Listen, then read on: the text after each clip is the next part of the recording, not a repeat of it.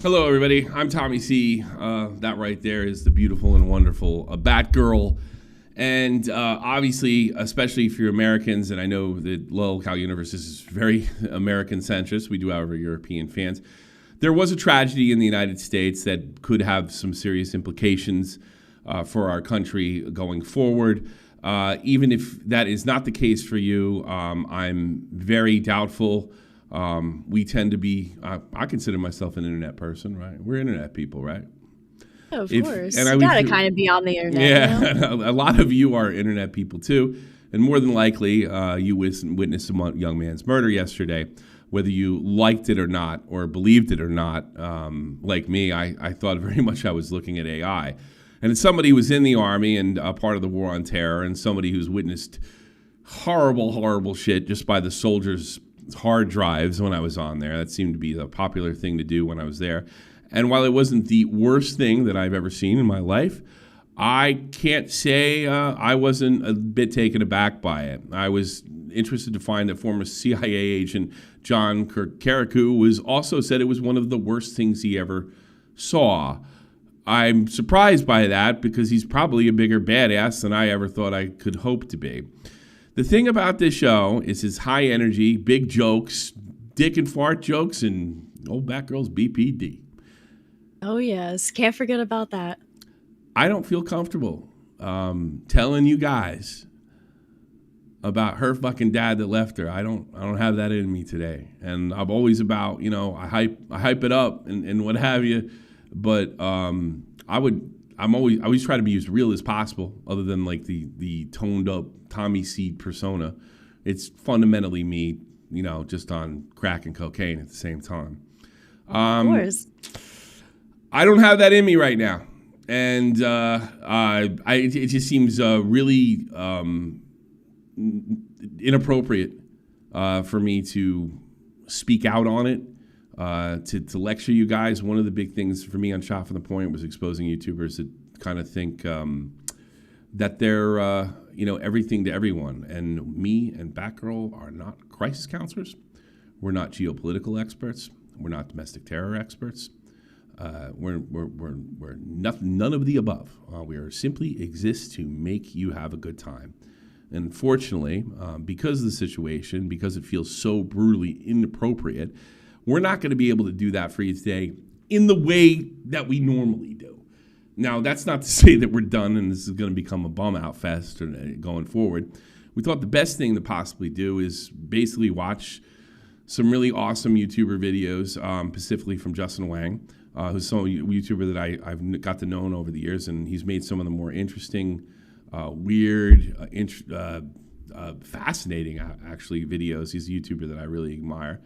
And It's familiar. I think I've seen his videos before. You've never watched, dude? His mustache and his flippy hair is kind of like familiar. Like it resonated in my brain. Well, what's going to work for me? It's going to be cool to watch with Justin, with somebody that doesn't know Justin, because all my friends are really into him, or in some cases they know him. So I thought that was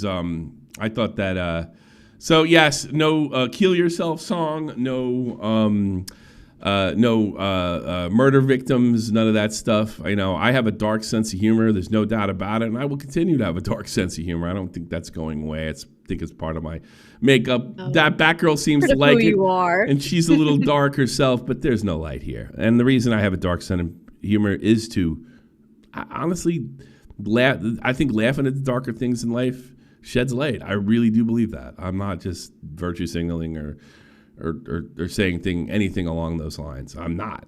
I believe that's good, but I can't do it today. It just feels so out of place. You don't fart in church. You don't laugh at a funeral, and I'm not doing either. I'm not built that way. No disrespect. Go ahead. Speaking of farting during church, did you see the clip? It was a while back whenever Rastov was the third host on Lolcow Live, and Boogie was saying a prayer for everybody, and Rastov pressed the farting sound on his soundboard right at the end of it. Terrible. He's going straight to hell for that. And then, maybe watching these videos and joking around and talking about stuff like that will get me back there. Batgirl talked to me. she doesn't want to really speak out in the whole thing. I'm not a crisis counselor. The only thing I could tell you is I'm extremely angry, and I knew I would be. And yesterday I was, I was going through the stages. I'm extremely angry, and before I was, terribly sad. I was not a guy. He was a little too straight-laced. I'm taking a lot of Charlie's content. I'm a little too straight-laced conservative for me. I'm sure I agreed with him on more than one or two things, but that's not really what I think is rattled more than the murder itself, than the graphic nature of the murder itself. It's what he was doing, and me and Batgirl make a few extra dimes talking, and that's what it represents for me. And regardless of, I think all Americans, regardless of political affiliation, know that. And, I joined the Army, and I didn't do it just for myself or my own ego or go kill people, or stuff like that. I did it for a lot of reasons, and I like to think it was mostly patriotism. I'm sure I had a few selfish ones, Chicks did. Oh, you're human. That's okay. We can be selfish sometimes. Chicks, you should have saw me my uniform, sweetheart. Okay, period. Top off. Sexy. So we all have selfish things, but I'm sorry, I can't fake it for you guys. I can't. I don't have it in me. I used to. Some of you guys that are SFTP fans, like, oh wow, you used to cover every tragedy, every school shooting. Yeah, I did, and I haven't done it in like years because I regret it. I regret where it. Right. I regret it took me away from the original, like, shock jock mission that I had. Because once it seems like you go there, you can't go back. If I got something to say, maybe I will. Maybe I'll go freak out on SFTP, but I don't think that's fair to you guys. I don't want to polarize myself. I'm a polarizing person. There's no goddamn. But why should I do that with Front Keem's platform? Yeah, you're like, I will pop off on my own time. Yeah, I'll pop off on my own time for sure. Maybe if I need to, if I can fucking get it out in regular way. No, Tommy, we do just read it one. Verst super chatted $20. Thank God. It. Tommy will be too distracted. He won't notice the 9/11 jokes. So look, I'll get back there. That's the kind of dark humor that I dig. But I'm just on the mood. And I think if I faked it, you'd see it, and you might even be turned off by it. So let's just like I apologize. We're just here to turn you on. I apologize to Keem right now. I apologize to the Lel Cal universe. I apologize to you, but I think you kind of feel away and watch some videos that I really dig from a artist / YouTuber that I think is one of the best ever of all time. And it's some good, weird, fucking fun stuff. Yeah. Does he go over like a lot of like Reddit stuff and like deep, like creepy, like weird, fucked up stories? More like messed up stories, like almost like mystery. Yeah. Like the first one is it was like a mystery.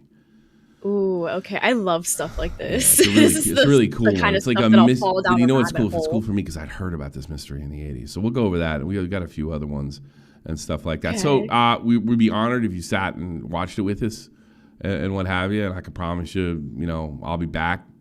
I promise you, Batgirl will be back 100%. And we might get a laugh out of the show. But my mind's somewhere else, and I think the only thing that's gonna bring me in is some shit that I love. Yeah, well, I mean, whatever you need. I definitely need stuff like this in my life. Yeah, right now. Some good laughs. Wait, can you share the screen with me? I'm sorry. Please. Oh, now, God, you're fine. Jeannie's fucking laughing at me right now. Let me tell you. It's okay. I figured I didn't need it for the first half. Poor Jeannie, she wanted to do Love Phones so bad, and the SFTP fans like funded it. We had a great day, promise them. And she knew it was out there, and she probably knew how I was like it was gonna fuck up everything because like. How are you going to talk about some girl's love problems or some guy's, she won't talk to me. Like, I don't care. That's what I would have done. Like, I thought you were the love doctor. Yeah, fucking figure it out yourself. I mean, that's the kind of state of mind I was in. And, that's not cool. But who is behind the Max Headroom incident? Are you familiar with that? Max Headroom? I don't think so. Do you know what Max Headroom was? Do you know what Max Headroom was? He's not really ringing any Okay. bells. Maybe I do, and I just suppressed it. I I'll don't tell know. you, Max Headroom was probably the first time a lot of people saw CG for the first time. He was essentially a digitally a digital sort of robotic character, like an early form of AI. He was originally on. I think he was because people saw the graphics and their mind was blown, and for an advertiser for Coke, right? And eventually had his own TV show. So it was kind of a cultural icon of the 80s, and he used to say, catch the wave, Coke, and yeah, it became like a thing. Spuds McKinsey was another one in the 80s, but Max Headroom was right up there. Max Headroom was everywhere when I was a kid. This is an incident that took place in Chicago in the mid to late 1980s that has yet to be solved. You ready? I'm ready. I'm ready too. I want to check what the chat's up to, so I want to keep an eye on that. I'd appreciate if you kept the obviously wishing Charlie Kirk and his family well is more than welcome, but I would I appreciate if you guys would stay away from debates, no matter what side of the aisle you're on or how you feel about it. Please be kind to each other. Be kind to each other, just and for today. if it's not our place to talk about it, it's probably not your place to talk, pontificate about it in the chat. So, y'all ready? Let's check it out. Yes. This is on Sunday night, November 22nd, 1987. Residents of Chicago were sitting down to watch the local news on WGN-TV when a report about the Chicago Bears was suddenly interrupted by a mysterious video. The video had no audio and only depicted a man in a Max Headroom mask. After the interruption stopped, the anchor, Dan Roan, had this to say.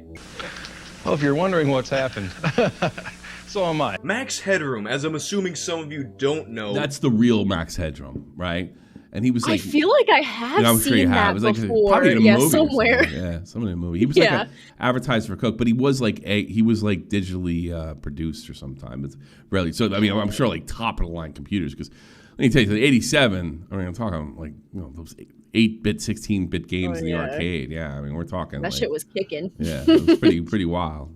Is a character who was supposed to be the world's first computer-generated TV host. Headroom. Max Headroom. He was a very popular character around the time this happened, and it's safe to assume that most of the audience recognized him. And this would not be the last appearance of the man with the Max Headroom mask that night. A few hours later, a broadcast of Doctor Who on WTTW-TV in Chicago was also interrupted by the hacker. And this time there was audio. I'll get you a hot drink, miss. Some dry clothing. Because he's a freaking nerd. I think I'm better than Chuck Swirsky. Freaking with The Chuck Swirsky that he's talking about is a sportscaster for WGN-TV, who you might remember was the first station that got hacked. Oh, Jesus.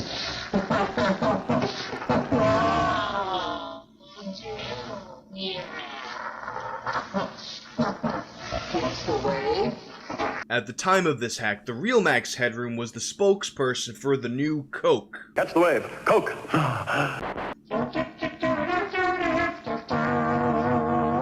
Note that the song he's singing here is the theme song from an old cartoon called Clutch Cargo. Clutch Cargo, with his pals Spinner and Paddlefoot, in another exciting adventure, Pirate Isle. Ooga-looga, Clutch Cargo. Ooga-looga. Ooga-looga to you, Snowshoe. Yeah, ooga-looga, little brown man. What the fuck is that? The 60s, what do you want? It was an old show from the 60s. So if you were like in your 20s, in the early, or 25, 26, that means you're watching cartoons like 1968, 1969, stuff there. So that's just probably stuck in his head, Clutch Cargo. Yeah, Ooga Looga. I really like how creepy, and how uncanny the Max Headroom shit is, though. I love stuff like that. I don't know why. Like that weird, creepy stuff. It's right up my alley. I think this YouTuber's up your alley. Yes. I've seen his stuff a little bit before. Just a few videos. So this had to be cropped. Remember, keep in mind, this is on live TV in the news at 11 o'clock. It used to be, I guess maybe it's still in the States now. 11 o'clock, that's the news hour. Is that Mike's hernia? Oh my god. The Max Headroom signal intrusion incident quickly became national news, and the FCC was immediately on the case. I know a lot of people think of the FCC as the organization whose job it is to keep dirty words off of TV, but really, their job is to protect the integrity of the airwaves in situations such as this. And they were pretty confident that they would catch the person behind the Max Headroom hacking. But the odds, I'd say, if a guy continues to involve himself, either sporadically or continuously, it's very great that we will determine who it is. They've done it before, and signal intrusions like the Max Headroom one were nothing new. Just a year earlier, a hacker calling himself Captain Midnight had interrupted HBO's broadcast and displayed this message in protest of HBO's new price hikes. They quickly figured out that he was actually an engineer named John McDougal, and he was promptly arrested. But the difference here, and a big reason why the Max Headroom incident continues to capture people's imaginations, is that 30 plus years later, he still hasn't been caught. But there are a few suspects. The first theory about a Max Headroom suspect claims that it was a musician named Eric Fournier behind the hack.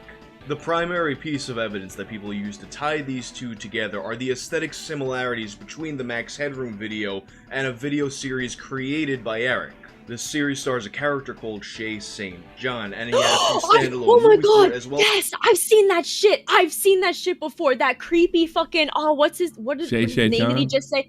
Yes, I remember coming across that fucking YouTube channel years ago, and I found it by myself, and I was like, what the actual fuck is this? And it was all of these weird, creepy ass videos with that person in drag or whatever. Oh my god, that's like, literally from like a fever dream. That shit is like so unsettling, but for some reason I loved it. I loved watching it. Put your boobs together. All right, I can't. I find it in me to goof on you. Oh my god, I can't believe that just like sparked it's so weird. many memories. They're gonna watch this. It's fine because the YouTube channel is really rare. The fact that you saw it. Well, let's watch the thing. Some videos that were kind of popular in the early days of YouTube. Unfortunately, his original channel was deleted by YouTube. Big surprise there. But the videos that do do reveal a kind of similarity.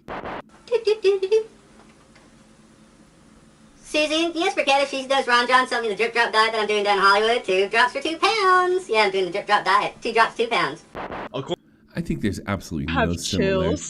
Yeah, you have chills because you're having some sort of memberberry issue. I don't think they like, oh wow, look, this is weird, and so is Max Headroom.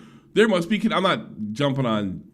I know that's like the top suspect. I think that's the stupidest reason to have. I can't believe I know what your thing is. You saw them years ago, and probably had some kind of effect on you because you're probably a kid, and you haven't seen them since, or even knew how to look them up. But I got news for you. It's got nothing. Whoa, but think about these morons. Well, this is weird. That's weird. They must be linked. I mean, that's like stupid, you know. But whatever. According to Vice Motherboard, the Eric Fournier theory is as follows. The legend is that Eric, who lived in nearby Bloomington, Indiana at the time and played in a punk band called the Blood Farmers, simply wanted exposure for his band's music videos. At the last minute, he decided to ditch the idea of broadcasting one of their videos out of fear that they would be identified and reverted instead to his own spontaneous performance. The idea that Eric reverted to a spontaneous performance... I know why it wasn't a spontaneous performance. It's the thing in the background behind the Max Headroom thing. They had to have something swinging that back and forth. That doesn't reek of spontaneity. You know, with that, because to make it look like it had the mass, like that looks like some plans went into it. You know, like oh shit, we got to do something against the band thing. We'll end up going to jail. Hey, did you know this like gate we have that's on this thing that rotates back and forth? Stand in front of it. Yeah, I don't see it. I don't think that's. That's my guess. To me, contradicts what we see in the actual video. The Max Headroom video could obviously not have been performed live, as there's a very clear cut when they jump to the spanking scene. Oh, that's right, they did jump cuts. This newscaster referred to the scene. A portion of his or her anatomy. A portion of his anatomy.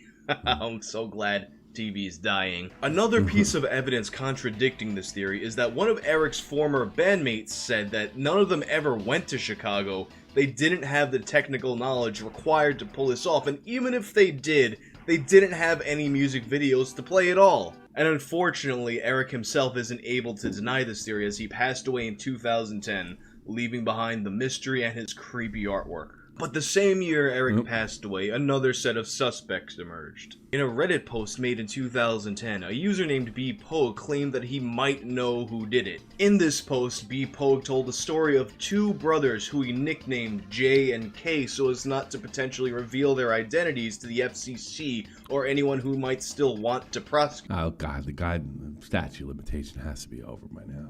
Them for this crime. Probably. J and K were Sure, it two was 7 years ago. I'm sure it was over too. brothers who were deeply involved in Chicago's local hacking and freaking scene in the 80s and 90s. Having an interest in this, but being significantly younger, B. Poe was a bit of a hanger-on in the scene. Although he mostly communicated with these people through dial-up bulletin board services, there were a few occasions where they would meet up in real life. And it was one of these real-life meetups that might have potentially exposed the person behind the Max Headroom hackings. One of these get-togethers was in an apartment in a town called La Grange, a suburb of Chicago, in the winter of 1987. Kay lived in a shared apartment with his girlfriend along with a roommate, also a fellow hacker, who we'll refer to as M. Practically every square inch, with the exception of one corner, was packed with systems working and some apparently non-working. Anyway, the apartment was located in a rather rundown-looking apartment high-rise, maybe 4 to 5 stories tall, located within walking distance of a Pizza Hut. We all walked over there and did lunch and dinner there that day. Before he gets into the details of what was said that day, he explains why he believes that Jay was the man behind the mask. The first point he says is that Jay had the same sense of humor as the guy in the video. Jay, despite having fairly severe autism and coming off as basically crazy, was actually... It's always the autists. I know. We're just causing the most trouble out of everybody. kind of funny.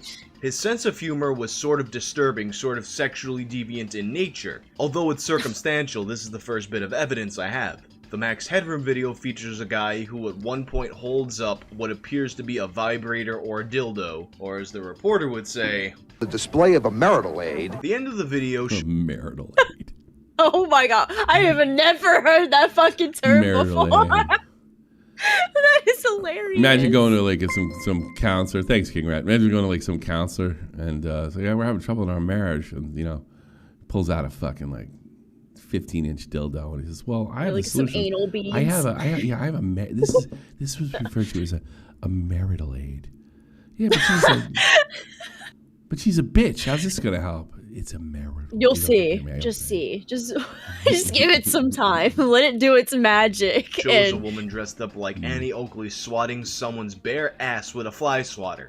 This is the sort of It sounds like every Discord spurred ball. Yeah, I thought that too. Humor that Jay loved. All of his jokes constantly involved something childish and or sexually deviant.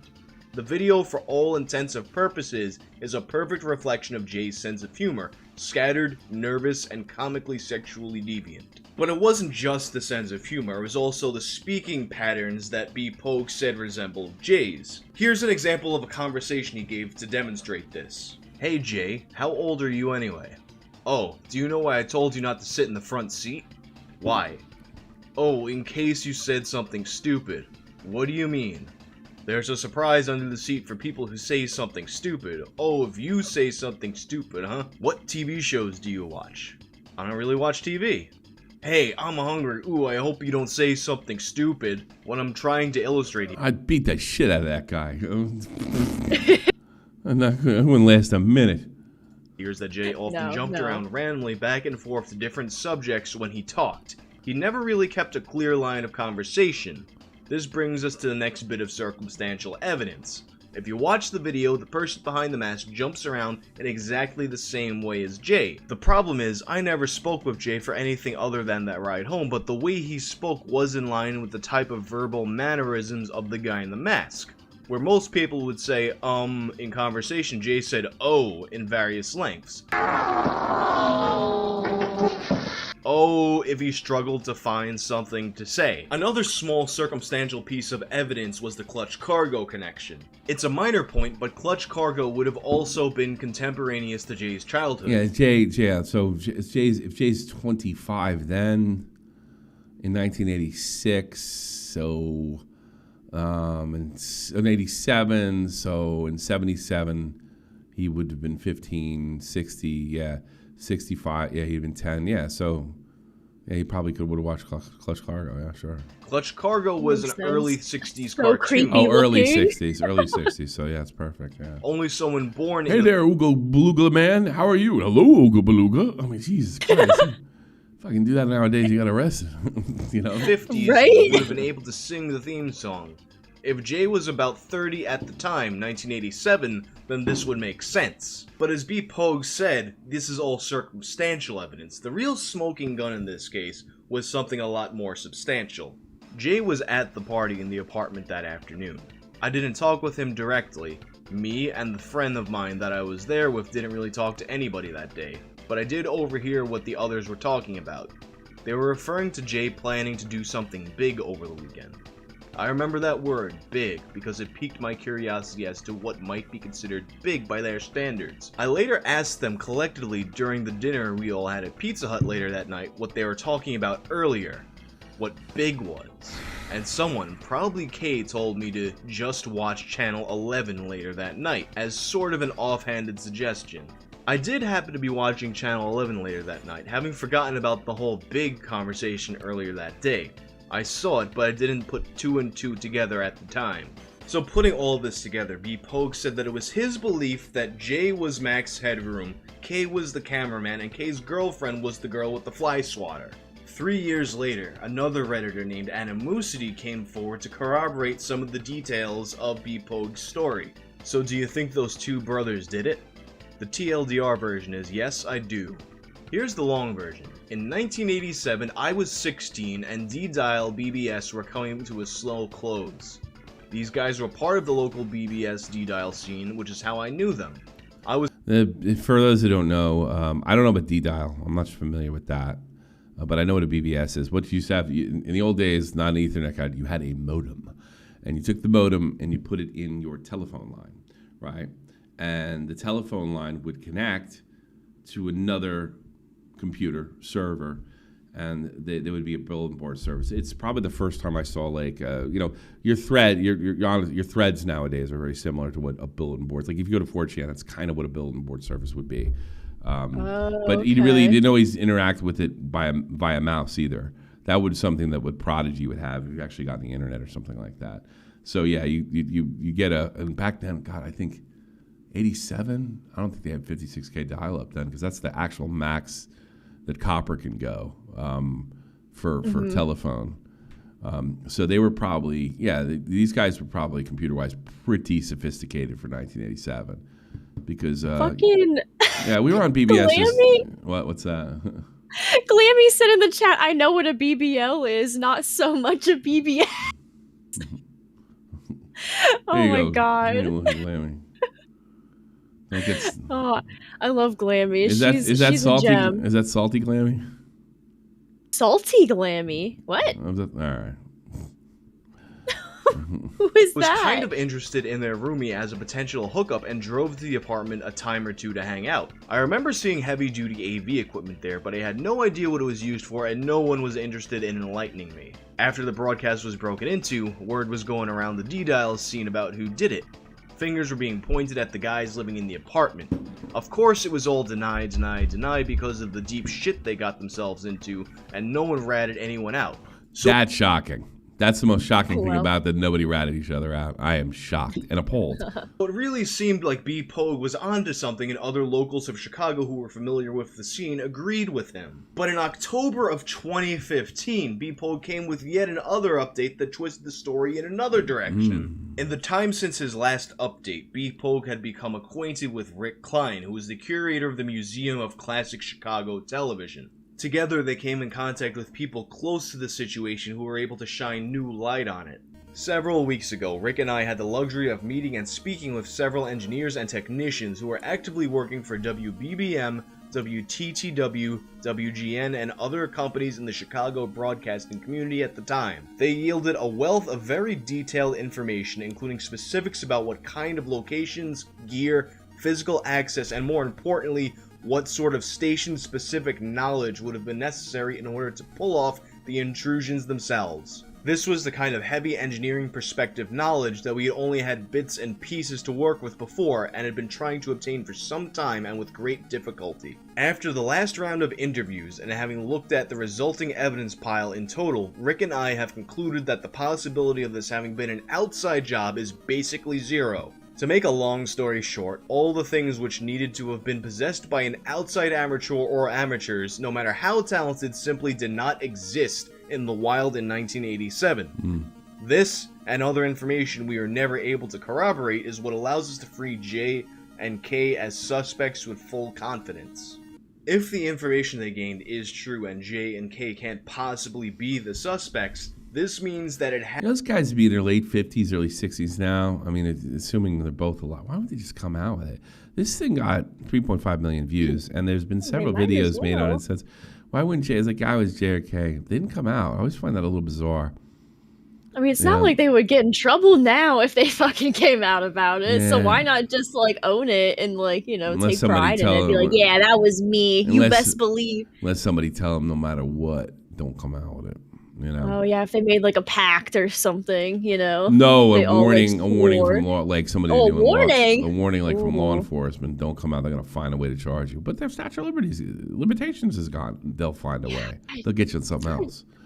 Yeah, you don't want to. I find it hard to believe. You don't want to embarrass the government. John Gotti did 2 or 3 times, and then they railroaded him. If you look at the trial against John Gotti, I mean, he's a gangster, so nobody gave a fuck, and he's a murderer. He did not get a fair trial. Like, he should have been thrown out. He should have been let out of prison. It's ridiculous if you're going by the letter of the law. They didn't even let him use his own lawyer. You know, they completely railroaded him, but nobody gave a fuck because it was John Gotti. If you embarrass the government enough, look at Trump. They're trying to put him in jail. They'll get you. They will get you. Yeah, I mean, I don't know. That sucks though, because like, it's such a good gimmick. You know what I mean? Like, it's funny and it's creepy. Like, I don't know. I like stuff like that, but whatever. Had to be a job performed by someone who was in the Chicago broadcasting community. They had to have had both the knowledge necessary and access to the professional equipment to pull off the hack. See, the equipment is probably the best case for it being an inside job because that's what I would think would be the most difficult to, what kind of power you would need too to interfere with the signal must be pretty intense. You know, that doesn't seem like something that couldn't be any like anything other than industrial grade. But when the signal comes in, it doesn't come in very strong. I mean, it's almost like. No. You know, it's very fuzzy. Maybe that's on purpose. I don't know. There's so many different variables to it, but it was an inside job. Allegedly. That guy's story is so detailed, though. I mean, it's tough to believe. Yeah. So if I had to take a shot, I need to know who it was. Can guess, I would think that the person responsible for the hack was a broadcaster who had some kind of personal vendetta with Chuck Swirsky, who he said that he was better than, or perhaps WGN-TV itself, which he referred to as world's greatest newspaper nerds. Some sort of professional jealousy or rivalry is the only thing I can think of at this point. It's either that or maybe they just did it for the lulz. But anyway, if you just did it for the lulz is not like impossible. I remember when a lot of these hackers got picked up in the 90s. They didn't get any kind of financial gain or anything. It was more, I think just having fun with it. They're anti-authority, anti-government. So we get over on the government was all the payment they needed. So yeah, I could see something like that for sure. I think just for the love. I mean, I saw this guy, he was making money informing drug dealers of, he should be in prison too, this guy. He got off because he snitched on everybody. Informing drug dealers that about cops that may have been in their ranks. Hey, you know what they were giving him? Like $1,000 here, $1,000 there. That's fucking worth hundreds of thousands if you're working with a drug dealer. You know, to get rid of a cop or kick him out of your gang or whack him, you know. But it wasn't about the money. It was more like fuck America or fuck those cops or something, whatever. You know? Right, like sticking it to the man. Yeah, sticking it to the man type of thing. Yeah. Enjoyed this video. Check out this other one. War Games is an awesome movie. About a mysterious hard drive. It's hard drive. Yeah, is it Thanks a for watching. CD I'm outta hard here. drive? You're definitely funnier than me today. Oh my god, was that just completely? I think you would have got the yellow dollar sign if that was true. At least, fuck. maybe the red one.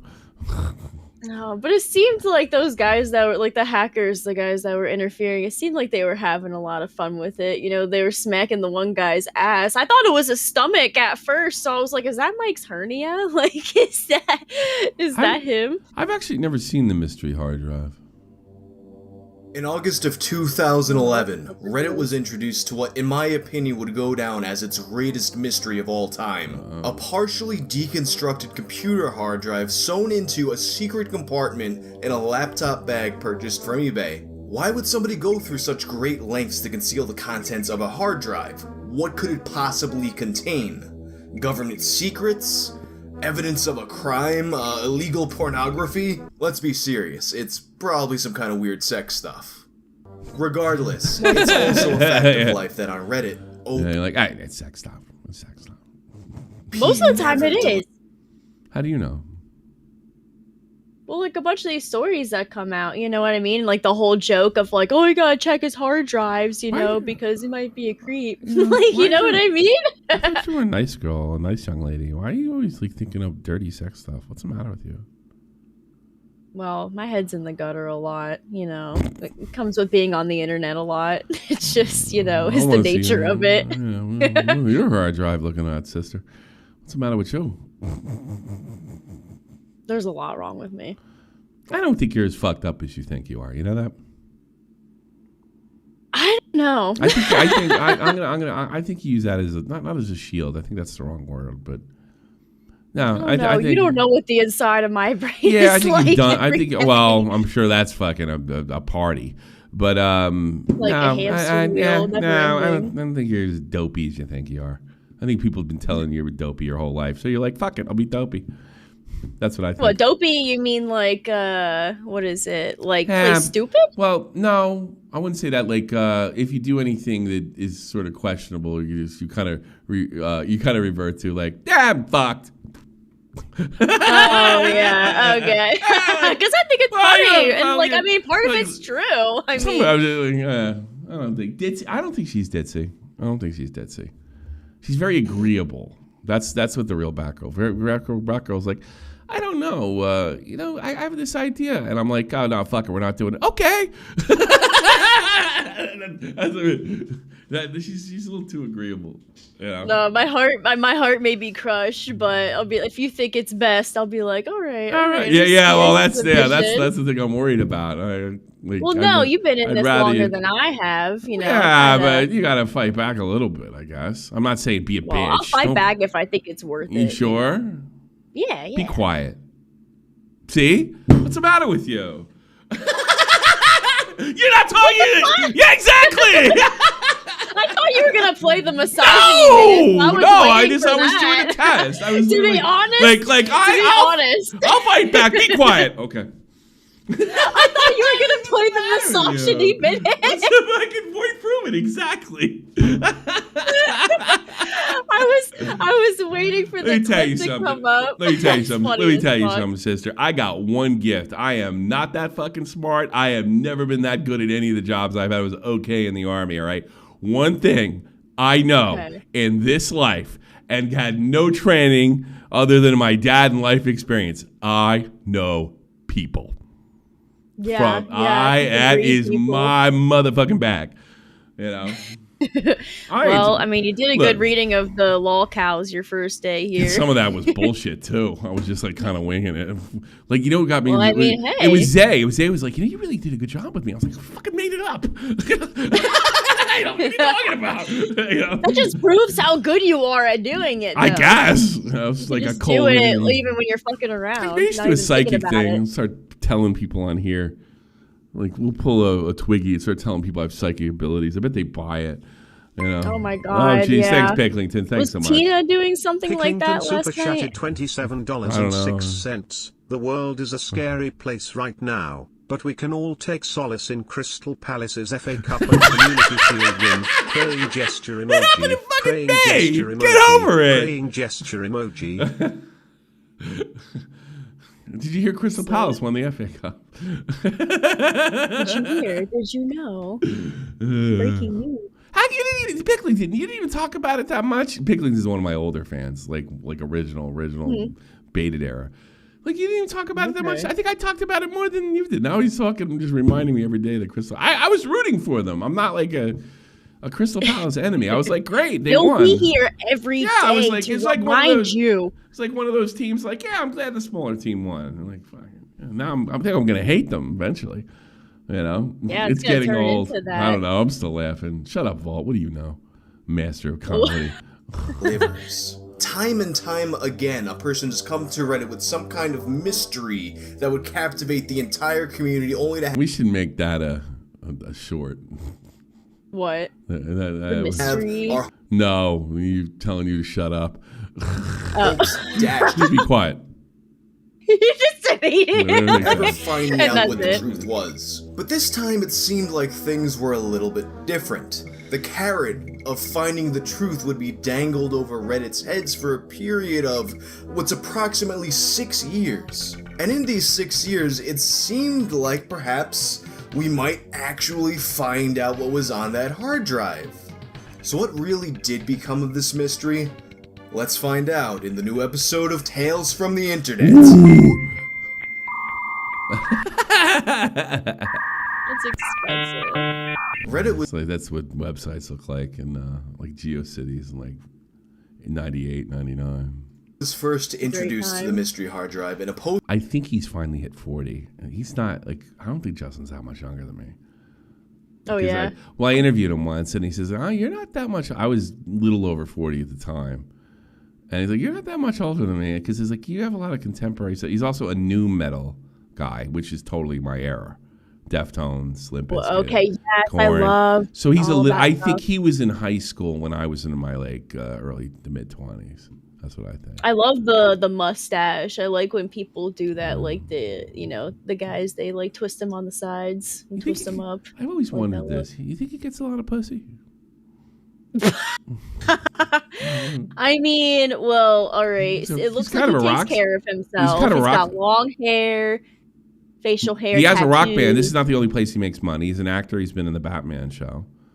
I mean, how much? Okay. He is short though, because he's cursed with being Asian. His name's Wang. You know. Well, okay. Besides that, I feel like he has a lot going for him. So yeah, sure. He's a talented Sure, guitar I think player. so. He's a talented guitar player. He's done music videos. He was in the Batman show. I saw the guitars in the background. He had some. Want to hear a funny story about him? Right. I think a lot of people know Justin, but nobody knows Justin, right? Like, I'm friendly with him, and he always responds. He's always been really, really nice to me, coming on interviews. I don't think he listens to my show as much as he used to. So, me and Verst are really, really into The Mandalorian. Like, we don't miss it. It's what we talk about. Love the original first 2 seasons of The Mandalorian. And it becomes quite obvious that there's going to be a savior at the end of the second Mandalorian episode. So instantly, me and Verse, like, they're not going to bring back Luke Skywalker for that. And we're like, what about Cal Kestis? Cal Kestis is a character you can play in Jedi Fallen Order. Oh, yes. Yeah. He's also played the Joker, or they gave him a different name because I don't think Gotham had the right to him, right? Yeah, and he was also in that guy that did all that. Was he a Shameless? Yeah, I forgot his name. As well? He has a really Irish name. He looks, I mean, he's got the red hair. He's got a really Irish last name. So we both come up with, maybe, wouldn't it be crazy? Wouldn't that work if Cal Kestis, they could sell the video? Because they're not going to allow. Kathleen Kennedy would never allow. Of course, it ends up being Luke Skywalker, which was a much better move, but we just couldn't fathom it. So I was like, I never do this. And I never but let's ask Justin Wang. He was an actor with him in Gotham, right? So maybe he knows, maybe he heard something. He's more connected to Hollywood than we are, right? And so I framed the sentence. I really thought about it because I didn't want to piss him off, right? And I said, it's like, hey, listen, I know this is a crazy theory, but there's any chance, whatever the actor's name was, whatever the actor's name was, is there any chance that the joke, I know you work with him on Gotham, is there any chance he could be the savior in The Mandalorian? Like, they might bring him in. Did you hear anything? Maybe you would tell total strangers. Insider knowledge. I forget how I don't think he did respond, and it was the first time he didn't respond right away. But I could feel the "fuck off" on the other side of that DM because he always responds, and he never responded. I say, "Hey, Justin, how you been?" He's like, "Great, Tommy, how you doing? Hey, did you hear about this? Great. Something happened with Uwe. Who's the guy who did House of the Dead? Uwe Boll. I have no idea. He's considered the worst director of all time. He just moved back home to Germany. He lives in Mainz now. And I got a hold of him through Justin, and I told him about it, and he laughed. But I asked him about the Star Wars thing, and you could feel that. Oh, fuck you! I don't know that guy. I was in a fucking TV show with him for 2 seconds. Drop dead. Right. You know? He's like, I don't have any connection. That's funny. Actually, interesting thing about Justin, Uwe Boll, yeah. Bull, as it's pronounced over here. Rip Blood Rain, exactly. So he's walking around the streets of Mainz aggravating everybody. But it's funny you said that.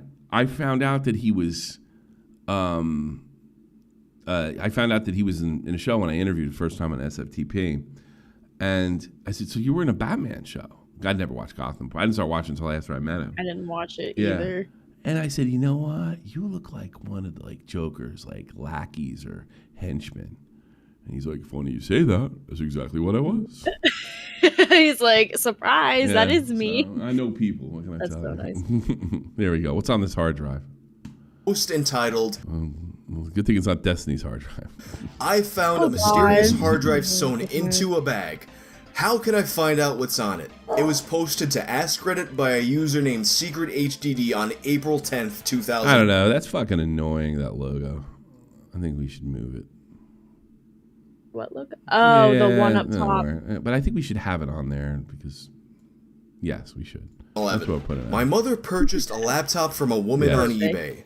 It was a really quick sale. She needed money for college and desperately needed to get rid of this laptop, bought by her parents. So we received the laptop in a bag. Laptop got parted out to fix my undeserving stepsister's laptop. Bag was tossed into the garage. At some point, we moved, and finally after a while we got around to doing some spring cleaning.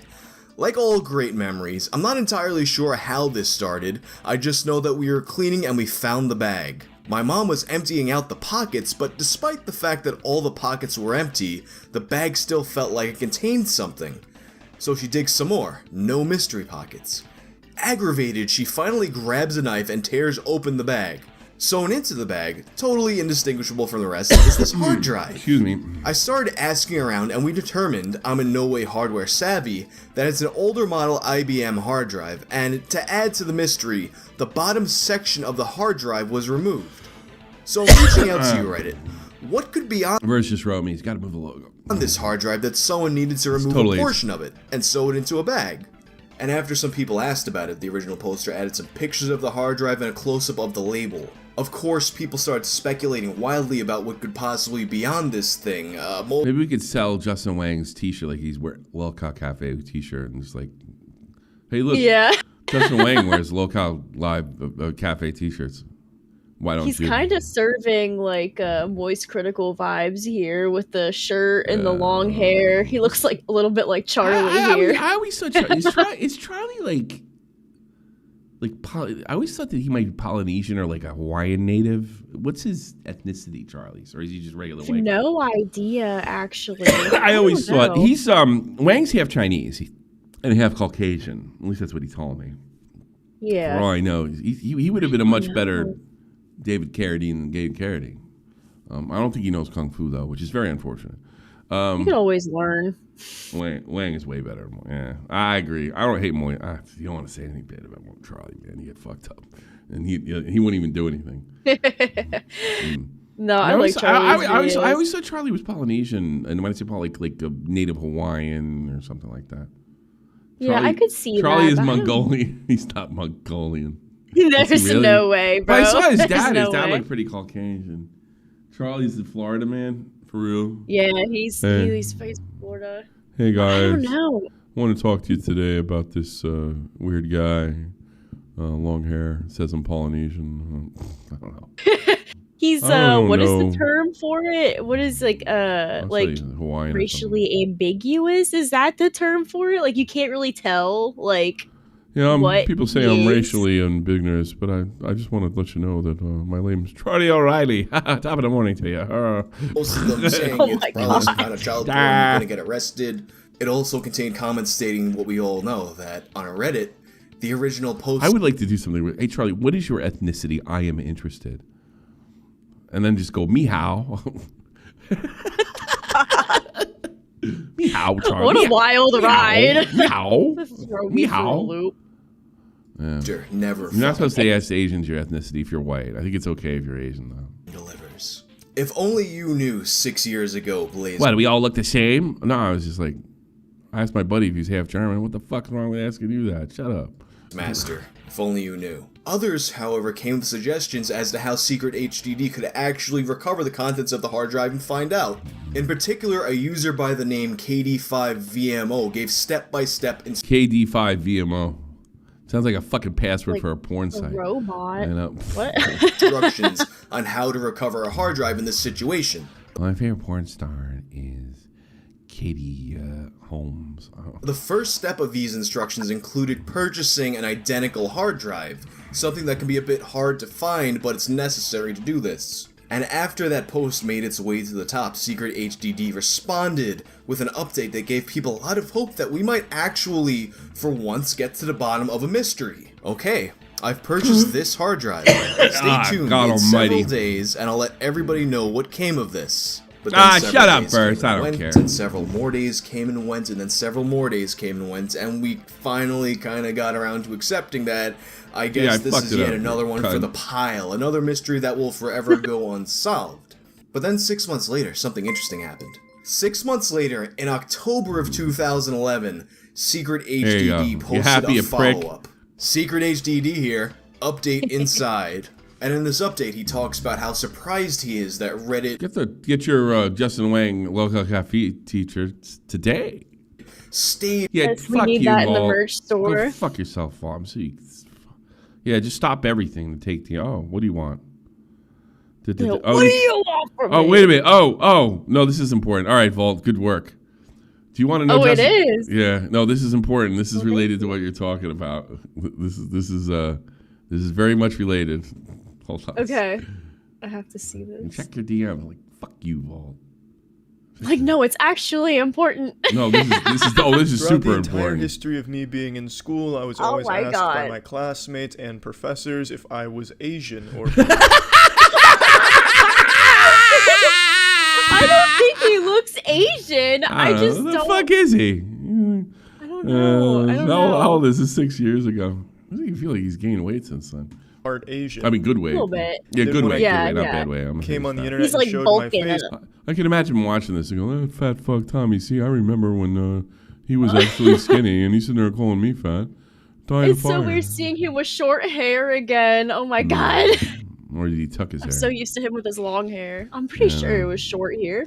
I want to see his DNA test. Immediately, I was once again asked, "Am I part Asian?"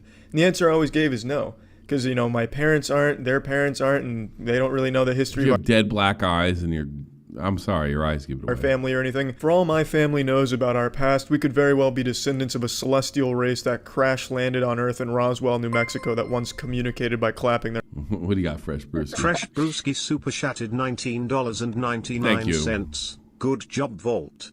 Good job, Vault. You prick it. Ass cheeks together.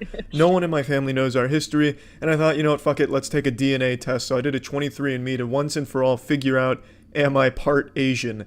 And I haven't seen the results yet, but I'm going out on a limb, and I'm going to say it's going to be something wacky. Yeah, I mean, I would have thought the same thing. I ain't Asian, but I'm something... I'm thinking I'm gonna get some wild results. It's gonna say like 100% gamer, not even human. Or maybe my spit just sucks shit and they couldn't even get any results off of it. I'll log on and it'll say, "Sir, please don't submit your dog's saliva. This is not a joke. But your dog's 100% husky." Yeah, you never know. So let's just get... That's a good idea. Right the fuck in there. I was tempted to come in the vials. I didn't. It's my saliva. Let's see what my saliva says about where I come from. Yeah, like if they have a fucking like... Yep, the grand reveal. It's pretty boring. 72%. Southern European means Italian. European 72. Well, 72. I figured it'd be more than that. He's got some Greek in there. Southern European, but Southern European could mean Mediterranean, Italian, even Turkish. Turkish or Greek. Yeah. You know, Spanish and Portuguese, Italian. Well, if you don't want an ugly guy like Charlie, and you're white, don't marry anybody that has this mix. Oh my goodness. We should do the 23andMe Ashkenazi like Jew, DNA 5%, but that's even European, isn't it? Isn't the Ashkenazi Jews, they're European. And then yeah, he's 100% Euro. Yeah, no, wow. Spanish. Okay. Mostly God, he's even like Northwest European. So oh Jesus Christ, he's mostly like Irish English. So oh God, Dublin and Merseyside. Yeah, but Merseyside has a fucking shit ton of Irish. Yeah, so Justin is the Asian version of Moist Critical, confirmed. He's half Irish, half Spanish, if you really break this down. I want to do one of these tests so bad. I want to see. Bullshit. I've never tried. You think they're bullshit? I wish I could get a hold of your test and like really fuck with you and say you're like African just to fuck with you. Like, me? Oh my God! No, you start and like you start like let's say you're 70% African. I just want to fuck with you. And like you'll never believe this, and you'll be like, oh my God, N-word, please shut up, and like oh my God, that's when you start dropping the N-bomb, and you'll be like holding up your shit, and like oh well, it could happen. There are some people that they're called albinos, and I think I'm an albino black woman. Oh my God, no, that's not gonna happen. Yes, of course it's going to happen. No, I'm gonna take one of these tests, and you are not gonna have your fucking hands on it. That's for damn sure. You're not gonna fucking screw with my shit. I'm pretty sure I'm gonna take it, and it's just gonna say white. No. You know, I'll tell you what. Where are you from? Pennsylvania? I live in Pennsylvania. You're gonna be more than half German. Yeah, well, I do actually. Can you tell me write your last name? Don't give it away. Can you write your last name to me? You want me to tell you my last name? Don't tell me your last name. Just type it to me. Just type it to me. You will know. You will know I can already tell you it is German. Oh yeah, you're Pennsylvania. It's like a shit ton of Germans. I've even met I had friends who were in Pennsylvania that were brown, and they had big German names. You know, I guarantee you're probably mostly German. Yeah. Probably a little. Are you Catholic? Or born Catholic? Born Catholic or Protestant? Well, I think my grandmother was Catholic, question mark. Oh, really? Yeah. So I think so. You're probably, I could be wrong about that. She didn't make me go to church. I bet you're mostly German, probably English and Irish. If I had to guess. Yeah, I like Scottish or something. You're pretty fucking white. Yeah. You know, you're a white girl. You're not like a niece, a white girl. Like, oh no, I'm not really white. I'm not a fucking girl from Canada. I'm not a white girl from Canada. I'm Irish and a Lebanese. Yeah, right. You know. Yeah, mine's just gonna be like extremely fucking white. It's gonna be. It's gonna be Central and Western Europe. That's what it's gonna be. I guarantee it. Yeah, I wouldn't be surprised. It's just gonna be. And hopefully, and if you're 10% black, you can say the N-word. No, wasn't Keem? Isn't Keem like 9% or something? He's fucking Italian. They're all fucking black. That's the black people of Europe. Oh my goodness. That's funny. Yeah, conquered by the Moors. They're not that far from Italy, or not that far from Africa. You know that. Yeah. He'd obsessed with finding out what was on this hard drive. He also said that despite not really wanting to pay for that hard drive, he went ahead and I don't give a fuck about this hard drive anymore. I don't know why. Followed the recovery steps, and he just couldn't get it to work. He even went on to recruit the help of a friend in IT to try to get it to work, but it just wasn't happening. Rather than tell us this, though, he decided that he would just not say anything because, in his opinion, there's not enough mystery in the world. I'm one of those people who thinks that there isn't nearly enough mystery in this world. Sure, there's still plenty to be discovered in this world and in this universe, but let's be real. Vault_69 super chatted $20. Keem is an eggplant. You're an eggplant. What? It's an inside joke. Okay, I'm like, am I not fucking getting something here? Has my retardation like set in full force? You're a cantaloupe. I don't. Okay. I can't explain it. You're a cantaloupe. I haven't killed anybody since 1984. All right. I don't want to know. Some other Who time. among us encounter such mysteries on a daily basis? How many of us have explored any of the 95% of our You're an eggplant that haven't been explored? Personally, I wake up at the same time every day, go do the same stuff at work every day, go home and then read Reddit or watch West Wing reruns until I fall asleep, only to be Keemstar's related to Vault. woken up in time for work the next morning. Anyway, I didn't post an update because Moors went in there and they did so much fucking. I thought people would enjoy. Change the bloodline forever. So, blonde hair became black and brown, and blue eyes also became brown.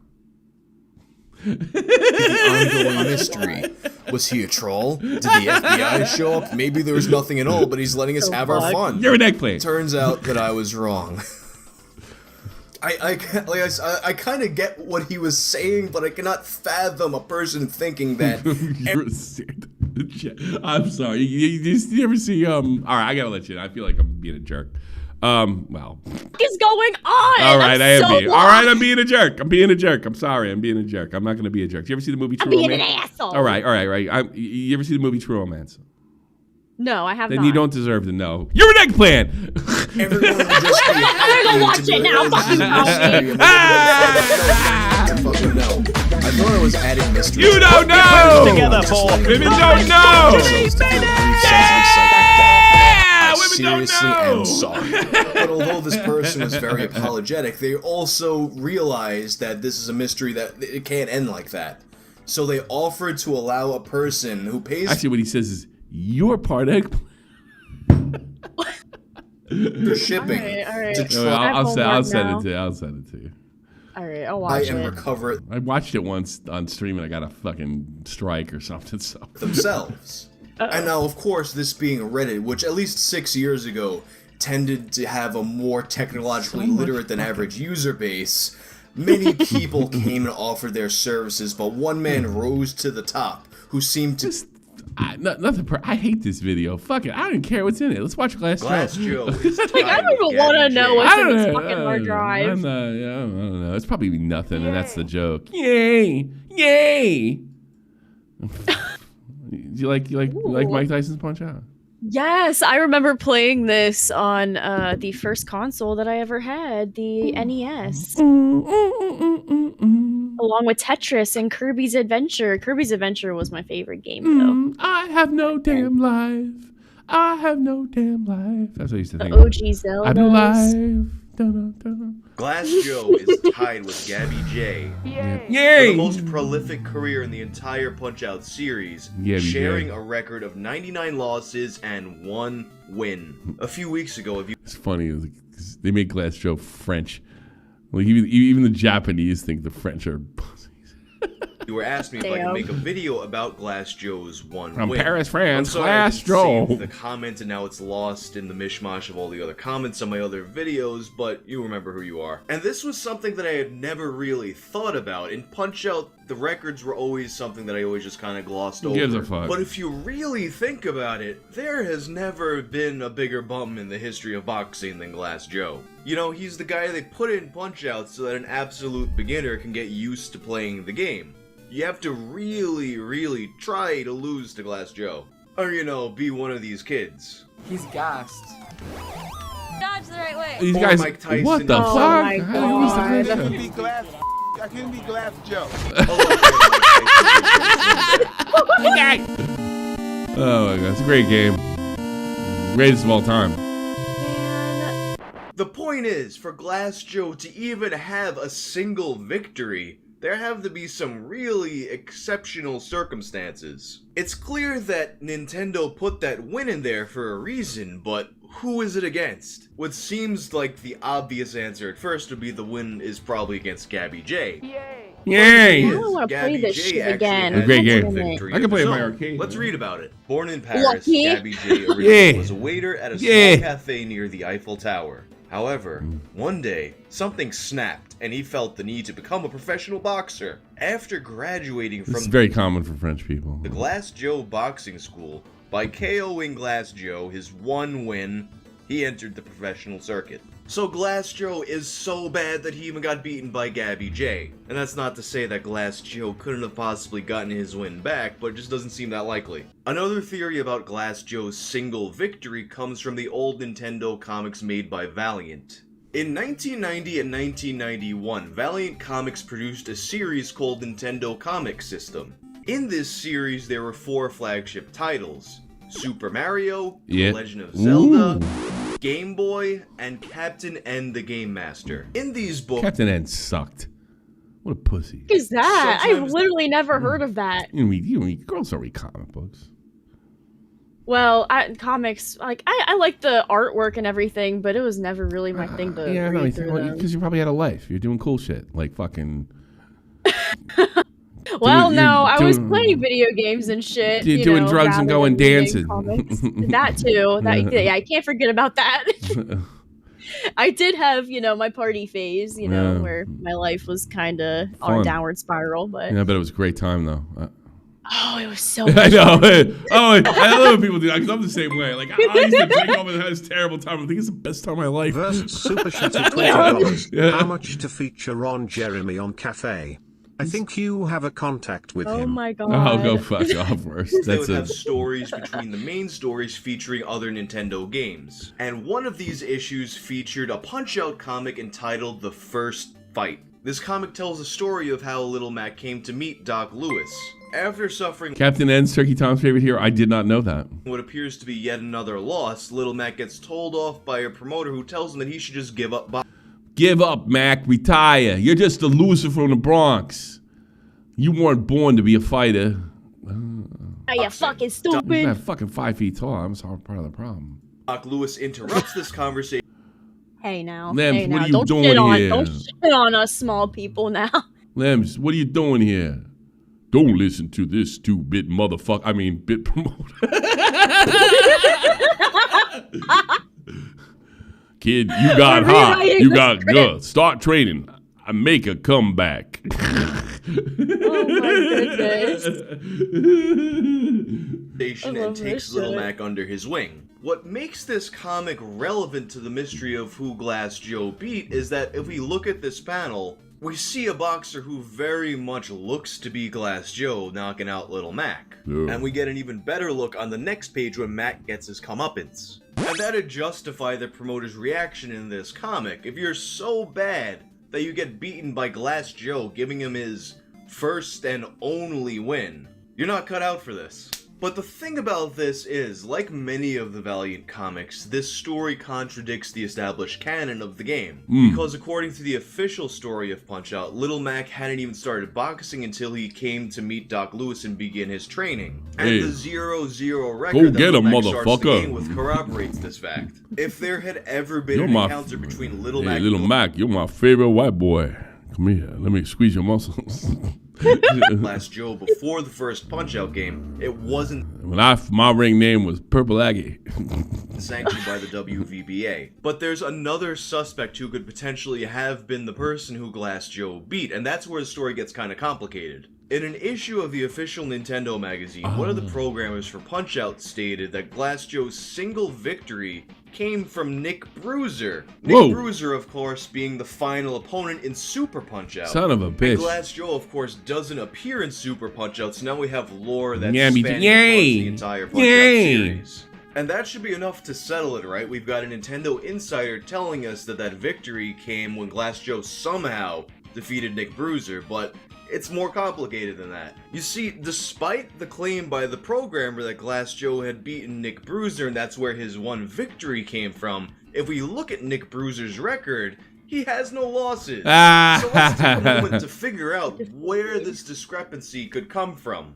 The first thing I had considered is that the Punch-Out games, they each feature a number of different circuits. It's possible that maybe different circuits had a different governing body. It would be strangely complicated for it to work out that way. Yeah, but I think your overall record counts if we want to be officially official. But maybe one body recognizes the fight while another doesn't. But or maybe you beat him as an amateur. That wouldn't count. We ever think of that? True. That's not the case, because if we look at every single circuit in the Punch-Out series, they're all governed by the WVBA or... Starting to think fucking old. I knew he was Asian. I know he's autistic. Aren't we all a little autistic, Tommy? Aren't we all? You are, not me. You're like, no, not never. I don't think you were autistic either. That. I think you were fucking probably hard to deal with and growing up in that house of yours, and they just did to you. When I was a kid, they're like, oh, he's dyslexic. And in the 90s, it's like, oh, he's got ADD. And now it's like, you're autistic. Right. Yeah, and I think that's it. You're like, I don't think you're half as retarded as you think you are. No, thank you. No, I don't. Means a lot. I'm not saying you're a rocket scientist or anything, but I don't. No, not by any means. I don't think you're as dumb as you think way. you are. I don't think you had. Also, I don't, because you didn't have your dad, and I should have been your dad. Like, Tommy, you would have been an amazing father. I would have been an amazing father. My son knows lots of stuff. Yeah, I'm sure he's off on a great path. Women don't talk about to their daughters. They talk about how to I think women talk about their daughters like, this is what you got to do. You got to do this. You got to do that.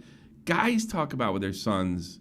Well, they'll do more stuff with their they tell them stuff and trivial shit. So I think if I was your dad, you'd be more interested in this shit. Also, if I had heard you ever say I'm stupid, I was like, I'll knock that off. When you said that when you were a kid, it's like, well, now you're catching on. Now you get it. Now, okay. Oh, God, Daddy, Mommy, I'm so stupid. Yep. So you better just shut up and listen. Okay.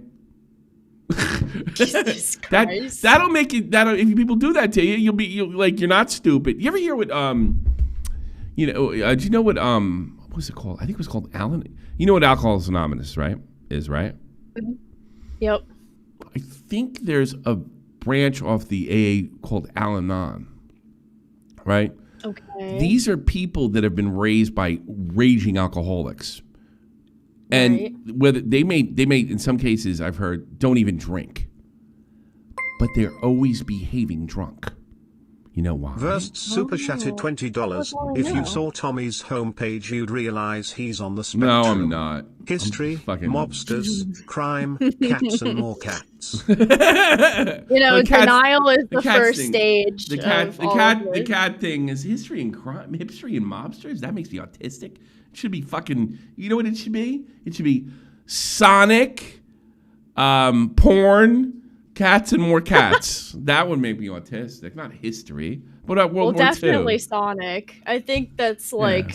You're in. Fact. You're in. I do like Sonic. I have a love-hate relationship with Sonic. Cats and most of the games are shit in functionality term. So you're clearly not autistic. You're just nobody taught you stuff. Nobody sat you down and say, let me teach you something. Let me tell you this. This is what's going on here. No, and most things were like, this is your fault. I'm never going to say that I'm proud of you, but, I'm going to treat you like I'm just going to, dump all my trauma on you and, make you deal with it. Put your boobs together for the Misogyny Minute! You have some unresolved issues with your dad. You want to talk to him? Oh, fuck no. I could tell him to go burn in hell for all I care. I mean, I would say something like that. You don't talk to your daddy like that. I'm right here for you, Batgirl. What's going on? How can I help you? Why is he a redneck? Because to me, you're a fucking Pennsylvania. You're a fucking farmer to me. You're from fucking Pennsylvania. Oh my God. Pennsylvania. Hey there. When I left you because I wanted to make you stronger. It's not easy. Life is rough. You know what? You gave me the strength now to tell you to go fuck yourself. Hey, I don't talk to your daddy like that. You kiss your mother with that mouth. Oh, hell no. What the fuck? That's some West Virginia shit right there. Kissing your mother. You just took me out. All right, let's find out about Glass. Hey, why don't you shut up and listen to Tommy C and find out about Glass Joe? Jesus Christ. I would cry if my father had that accent. It'd be funny if he didn't. Oh, yeah. Well, that's why I left. I didn't want her to find out how funny I talk. Yeah, because that's all I'd be making fun of. Possible that maybe I'm literally doing Elvis. Yeah, kind of. A Hong Kong, a burning love. Between Punch-Out and Super Punch-Out, BB-8 disavowed the fight, taking away Nick Bruiser's loss. Then, for some reason, between Super Punch-Out and Punch-Out Wii, they re-avowed it, and then all of a sudden Glass Joe has his win back. But that seems needlessly controversial, although I guess in a fight where something like that happened, maybe it would be an exceptionally controversial fight, but I'm not sold on it. Another angle that I considered was maybe Super Punch-Out is a prequel and took place before Punch-Out. If that were the case, then in Super Punch-Out, Nick Bruiser 4 million. This has got more views than Max Headroom.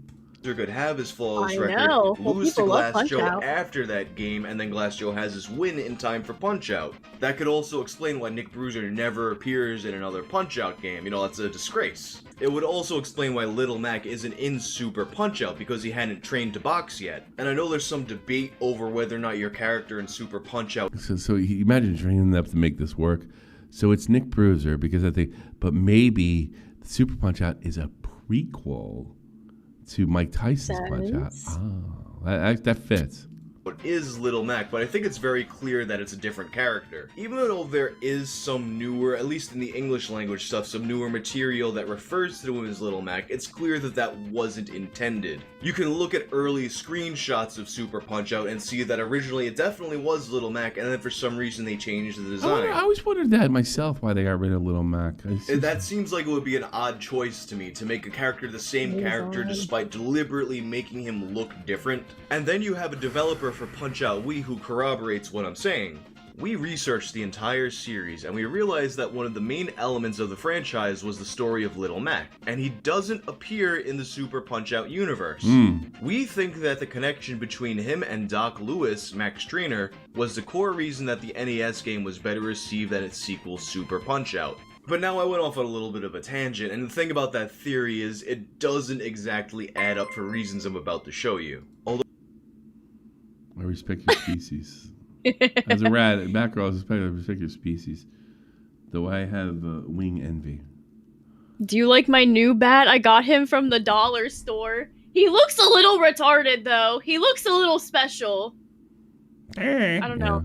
Yeah, his face really speaks to me, though. He's really soft. Down Batrome. Yeah, he just exactly. Down syndrome bat. Laura's theory would make the Little Mac thing make sense, and it would make Glass Joe's victory make sense. You know, you don't see that many retarded people in Germany outside.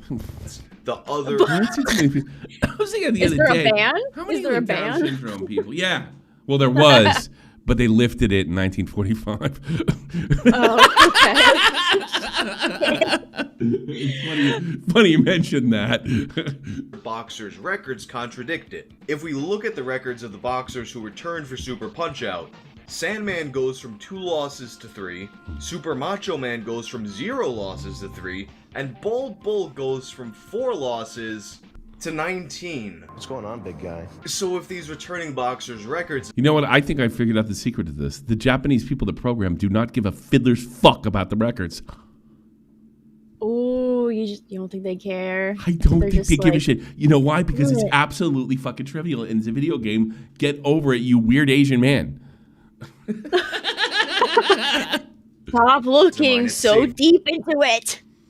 You know the funniest. He said the funniest thing I ever. Justin told me the funniest thing I ever said was I was making fun of like furries or something like that. And my fair. arcades used to be directly behind me. And then, you know the game Q*bert? Are you familiar with that? Yes, I remember that game. And I turned around and I pointed at, because the Street Fighter arcade I have on my right here has like 20,000 arcade games, like 20,000 games in there, a ridiculous amount. Oh, And damn, then, that's awesome. So I can hit it if I put a thing where it goes from game to game to game. So it's like a screen of every game or something like that. And then Q*bert came up, and I said, "See that? That's Q*bert. Some people want to fuck it." He told me that was the funniest thing I ever said. I don't think it was even that funny. It's true though. Yeah, It's I'm true. sure. I know. Some people goon for There's the always, cube. there's always guys. Why, you girls never seem to fucking like anything too weird. You never. Oh, that's just because they're not, releasing the secrets. A lot of women want to keep that. What do you want to keep that fuck? You want to behind fuck closed Q*bert? doors. Is his big fucking? I don't, but I'm saying there's probably Is a it lot the of women nose? out there that do. Is it the nose? Maybe. Yeah, it is maybe kind of phallic. that's, He's got a to nose. tickle somebody's It's a fancy. nose that fires something. No, there's definitely women into weird shit, but They're ugly though, right? They're not pretty like they're that. only the ugly women. Yeah, No, I could no, see like, no. yeah, I'm into some really weird shit. Yeah, I bet. No, everybody. Nobody is safe. Nobody is exempt from it. Everybody from dogs. all walks of Oh, life fucking- is how into come- some fucked up How shit. come all the some pretty weird girls I've shit. slept? How come all the pretty girls I slept with were pretty fucking normal? Well, you just didn't meet like the right ones, It's like a diamond in the rough. You gotta like really search. I will say this, my experience: the bigger the ass, the bigger. Not like ridiculously, but the girls that weren't considered skinny but weren't fat, they're better. At least white girl, they're better in bed. Do you know that? Yeah, because they're so no, I fucking. did not know that. They're so like if you fuck a pretty girl and she's skinny, the whole experience is like you're very lucky. You're sleeping with me. You're fucking me, right? And that kind of This is a sucks. privilege. So if you get a girl that's got a little junk in the trunk, she's like, "Oh wow, you're my boyfriend. This is great. I have to perform." Okay. So if they look at like She's where hot more chicks are working like it. hot chicks are like, "Yes, you can do me now." She's like, I'm doing you a service. Yes, just by yes, being yeah, here. just by being here. Yeah, we're. What is it called? Like pillow princess? Oh God, What is it, that fucking term? fat chicks will lick your balls. They'll run up and down. They'll make you fucking dinner afterwards and fucking. Oh my God. Shit on you and do a fucking pirouette.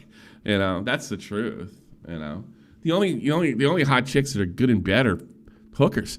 Oh my God. That's Yeah, the because truth. they're getting paid for Oh, it. you know what they're like, doing? well, They're shit, fucking I have another something fucking to do. I have professional. to work for it.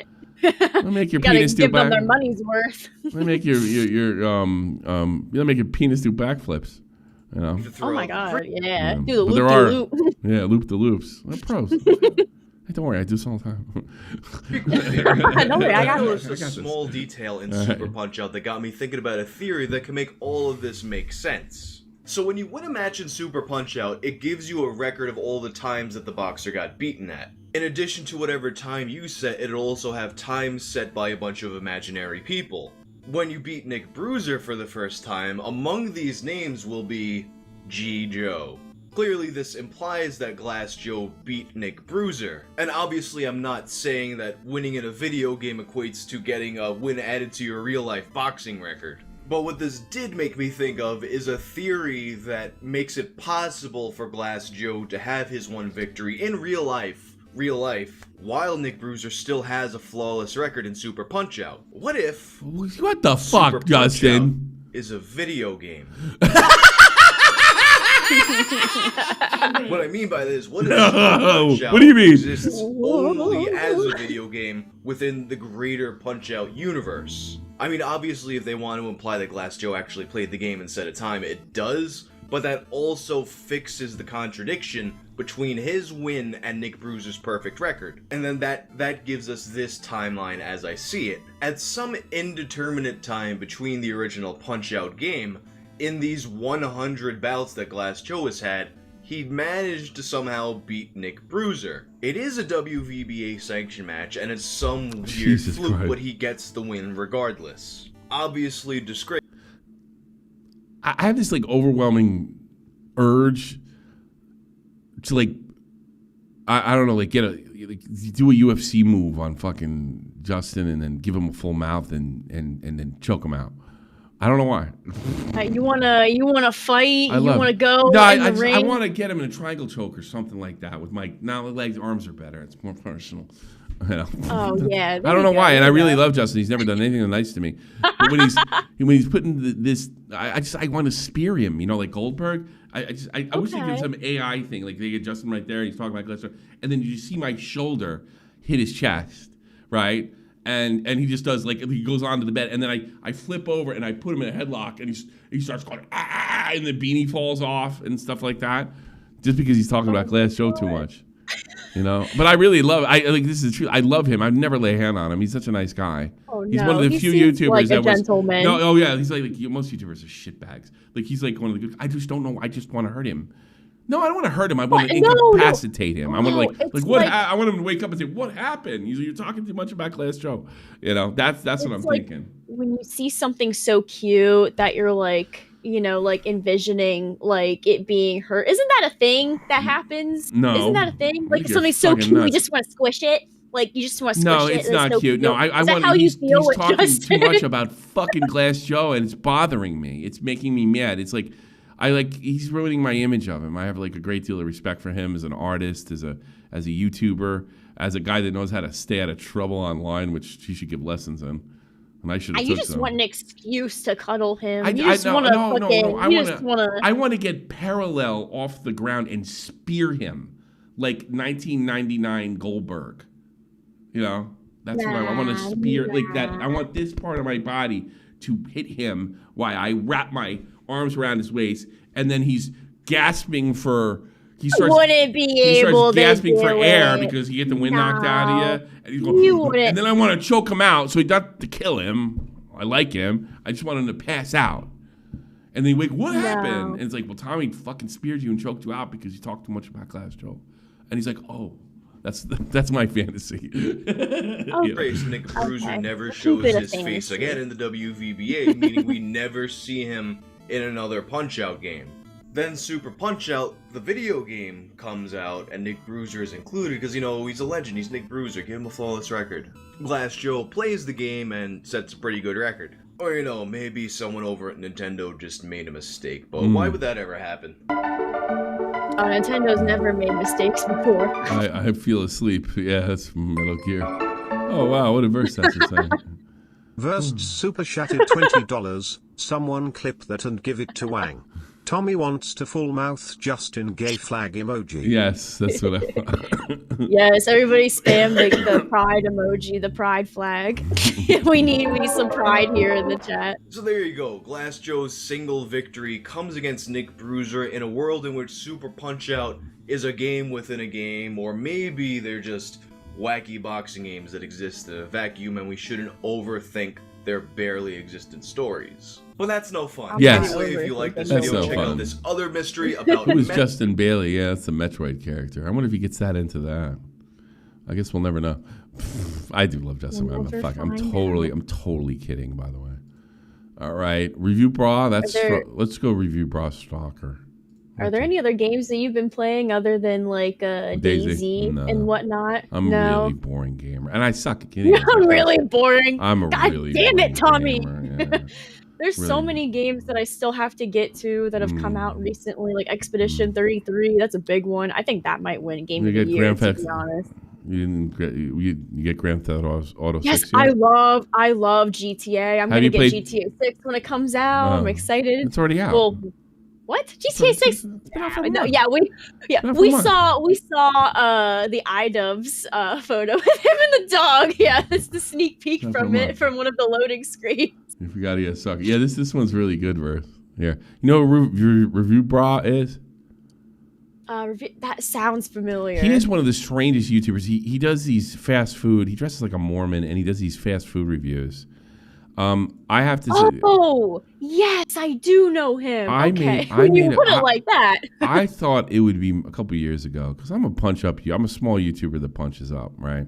And when I punch, it's not always like in a hateful way, you know. It's just like I'm goofing on because this guy has an interesting look, right? So I made a few cracks, nothing too bad. I rarely do I get it on multiple platforms when people hate me. It's usually has to be a fever pitch.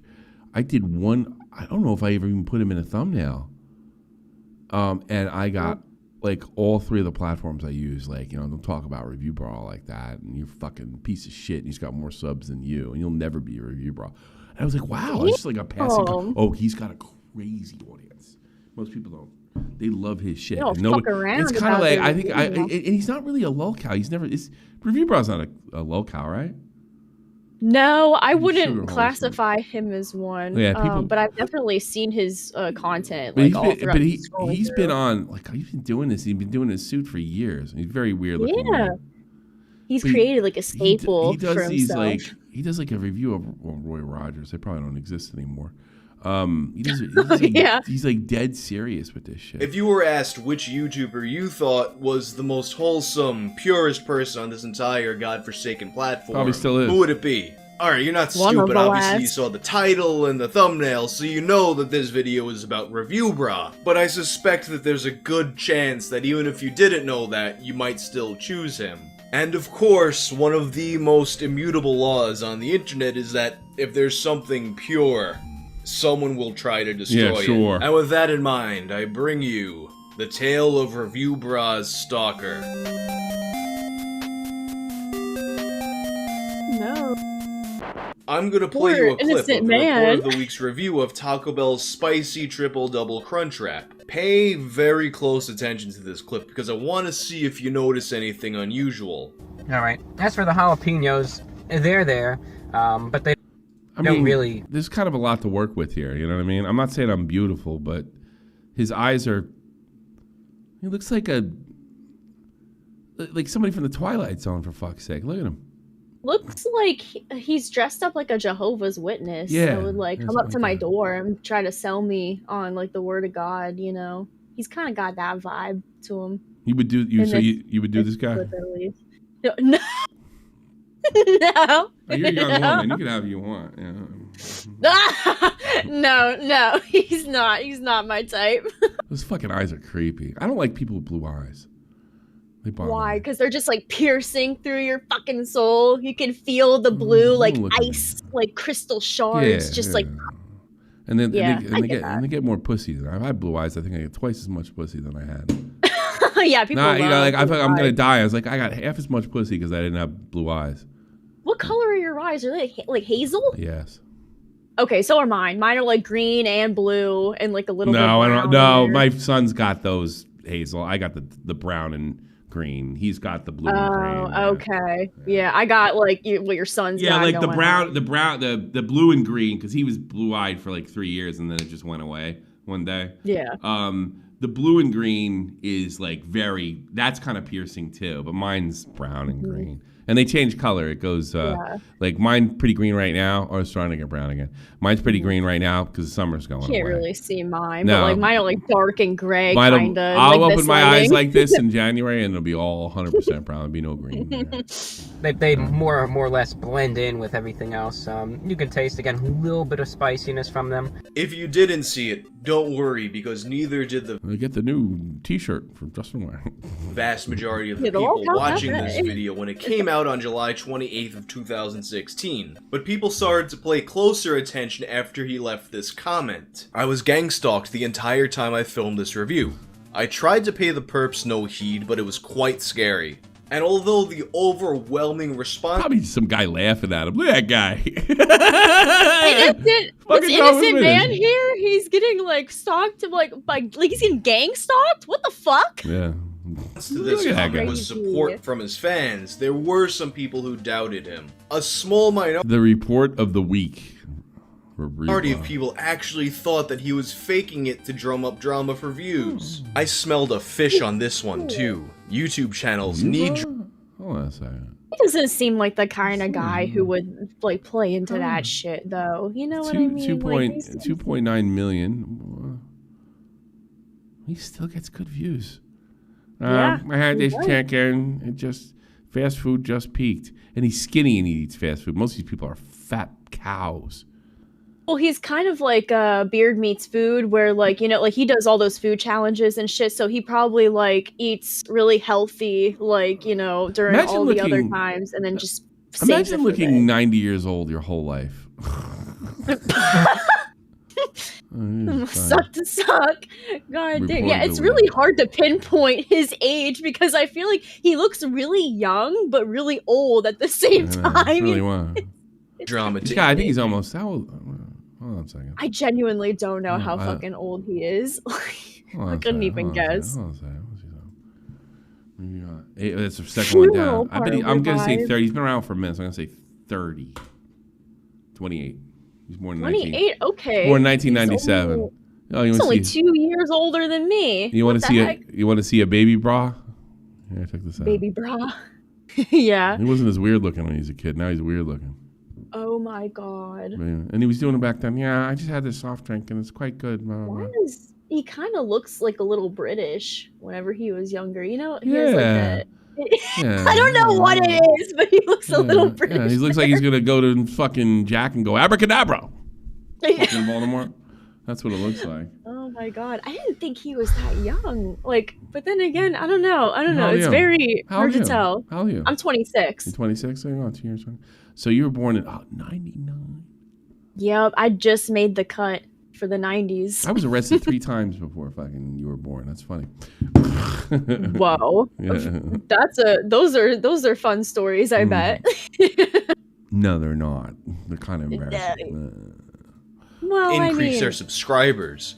The whole thing smelled fishy from long ago. This wasn't a very popular theory, and people thinking it were quickly shouted down because obviously this is just not his style. There was, however, a larger minority of people who began to become concerned about Review Bra's mental health. And a big part of that wasn't just that he said he was stalked, he said he was being gang stalked. The thing about gang stalking is it's very often reported by people who are suffering from paranoid schizophrenia. Oh. People who say that they're being gang stalked often report that they're being followed by... Somebody showed you a picture of Review Bras. This guy's got paranoid schizophrenia, but like, yeah, probably. You know, like, yeah. Just from a single glance, yeah, I wouldn't put it past him. Helicopters, they're being surreptitiously recorded by their own devices, TVs, phones, and whatnot. They think their homes are bugged, they think there's actors following them around trying to lure them into a false sense of security. All of this as a part of some larger conspiracy to get at them for some reason. For an example of what I'm talking about, here are some examples of gang stalking victims describing what they're going through. Police vehicles driving slowly along the street, but they never came up to me or said anything. And then I had 7 or 8 helicopters hovering directly over my apartment. Here he comes. I get to see if I don't know if you can hear that on the audio, but we're getting a buzz right now. You know, heterosexual couples would hold hands and like stroll through the back of the parking lot like they were on some 1950s sitcom. People that are trying to look incredibly normal look incredibly abnormal because they're acting. Keep these people's stories in mind now when listening to what Review Bra had to say the next day. You know what happened, if you look in the review, the last review, the Taco Bell one, around 6 minutes and 36 seconds in, you'll see this green van drive through the shot. You remember that clip that I showed you at the beginning of the video, right? Let's take another look at it. They more or less blend in with everything else. You can taste again. So we see the van that he's talking Yeah, he said he's gang stalked though. It looks like there's only one person in that car. About, but then he goes on to explain the part that we didn't see. And this green van was following me around all day long, and I thought, you know, well, okay, perhaps it's just a local resident, perhaps they're going to the same place as I'm going, right? No big deal. But what really got me was, during the course of this review, this green van drives through the shot, pulls perpendicular to me, had 2 passengers, the driver and the passenger in it, and the passenger side window, while I'm filming, rolls down, and the passenger suddenly gets a camera and starts filming me continuously while I'm just sitting here minding my business, and then as soon as I stopped filming and looked at them, they rolled up the window and got out of there. And you might hear his story and think, oh shit, he's talking about Vance following him and being recorded just like the people in the Vice story. But That's I think weird. there's a distinction. What? What did you say? I said, that's fucking weird. To be made. It's important to note that in review Braw's story that he's not talking about any greater conspiracy to get him. He's not talking about a pattern of events or things happening to him. In this case, he's only talking about this one specific incident of a van following him around with a bunch of people in it and recording him, which is honestly something that's very likely to happen to a big YouTuber. If I had to guess, I would say that he probably simply misused the word gang stalking. He might have thought that it simply referred to being stalked by multiple people. And also it does kind of sound like an old-timey word a little bit, which is his aesthetic. So with that in mind, I think a lot of the speculation about his mental health was mostly fueled by misunderstandings and miscommunications. And it would be cool if that's where the story ended, but it's not. You see, at this point, he had made one of the cardinal mistakes that you always want to avoid doing on the internet. He appeared vulnerable. And when you appear vulnerable on the internet, especially when you have a big platform... Batgirl, now more people are going to do it and even troll his ass with it. What if that's just what they were doing before? Like those original people. One of the Mexicans is like, what's the matter? You don't want to look vulnerable on the internet? Wait, what? Max, you weren't up. You're sleeping all the time. He's like, it's okay. I wish. Like some kind of like, no, it's because I'm on the internet and I don't want to get a bunch of bullshit that's going to distract what we're supposed to do here. Oh. Spook was on my case. Because I was trying to, keep my emotions checked. Are you fighting with the Mexicans? Yes, I'm fighting with the Mexicans. God and I'm like, it. yeah, of course I am. We're doing a show here. Not like, this isn't Tommy's, emotional hour. We don't want to see you cry, Tommy. Nobody wants to see that. I would have cried. I would have started. I would have started screaming and yelling. But who knows? Sometimes whenever I'm screaming and yelling, I start to cry. Like all the pent up anger and aggression. Have you ever cried just from being angry before? When I was a kid, you're a broad. Of course you do. You're like, that happens to you like twice, 3 times a week. Yeah, exactly. Normal. It's the natural cycle. Someone's going to try to take advantage of that. And that's exactly what happened on July 30th, a day after this video was released, when a person made this post on poll. Anyone want some rare review bras I stole from his house last night? Also, my van was featured in one of his latest videos. Yeah, but he might have just had Topcack, this kid is paranoid as fuck now. Also, I know his entire night walk route he takes. Paul was one place he shouldn't have visited. The red pill comes with side effects. This person would go on to post pictures of Review Bra with his family. Whoa. He claimed that he knew the times that he goes out for walks and that he does his walks while wearing his suits. And at some point... That doesn't surprise me. He was saying that he was outside Review Bra's home waiting, trying to get him to eat some brownies. And while some people were curious about this situation, a lot of people just told the guy to fuck off. With Review Bra... Yeah, man, you can't mess with... It's one other guy. You can't touch Charlie or Review Bra. Being as well liked as he is, a lot of people didn't really take kindly to some random guy fucking with him like this. No. And others were quick to note that some of the come to your photos he house. posted were already available online through family members' Facebooks and things like that. And also, it showed that the guy was posting from Korea, which you might be surprised to find out Review Bra does not live in Korea. Of course, if you wanted to, and if you were confessing to doing something very illegal on the internet, you probably would want to make it look like you were somewhere that you really weren't. How would you do that? I'm glad you asked, because this video was sponsored by NordVPN. Literally one click and you can make it look like you're anywhere else in the world. Let's go to Azerbaijan. Now that we're fucking shit being advertised. Just go to nordvpn.com/WHANG and use my promo code WHANG. That's WHANG. It should be big. It'd be funny. It's like a promo code Big Asian Cock. Help hide all okay, I don't think that was I bet he'd want that one. It's called. Could it be Big Asian Cock? You think so? You think that's the one he wants to go with? I want big throbbing Asian cock as my thing. Yeah, I do. I don't think do. that would go over and so well. I think the NordVPN people were like, how about we just go with WHANG? I'm like, you sure? Like, yeah.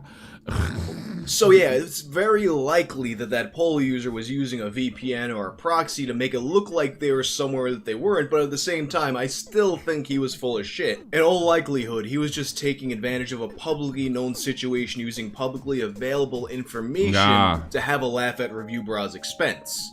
But Review Bra wasn't laughing. And on the 12th of August, keen observers noticed something a little concerning in the background of one of his videos. Is that a mattress? Do you live out of your car? I think that's a mattress in the back there. As of now, I am living out of the car. Guys, he got kicked out of his house. Look, there's a bed in the back. I still have good relations with my folks. I just have to keep moving. I just have to keep moving. And that quote will become a meme that he was not happy about at the time. This was concerning to a lot of his fans, and he would go on to clarify on Reddit. Living out of his car?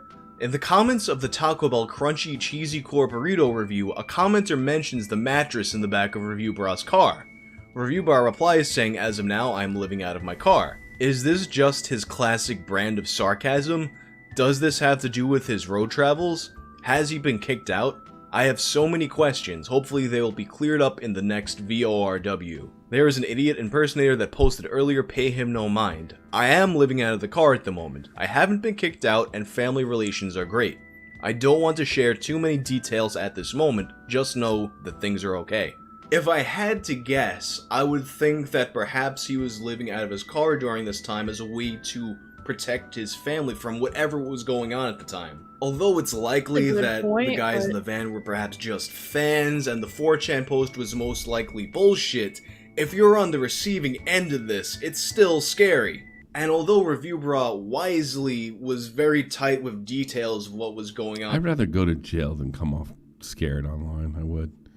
Like take a fucking baseball bat, unnecessarily smash all the windows, maybe seriously injure somebody, and it'd be totally not necessary. But I'd rather do that than say, guys, I'm being stalked. What's cooler? I know, What's cooler? Guys, I have to give you a very special video. I didn't want to make this video. I did not want to make this. It was not my plan to make this video. Right now, when people start I'm being off like stalked, that. and it's very upsetting. Or this, my hands behind my back.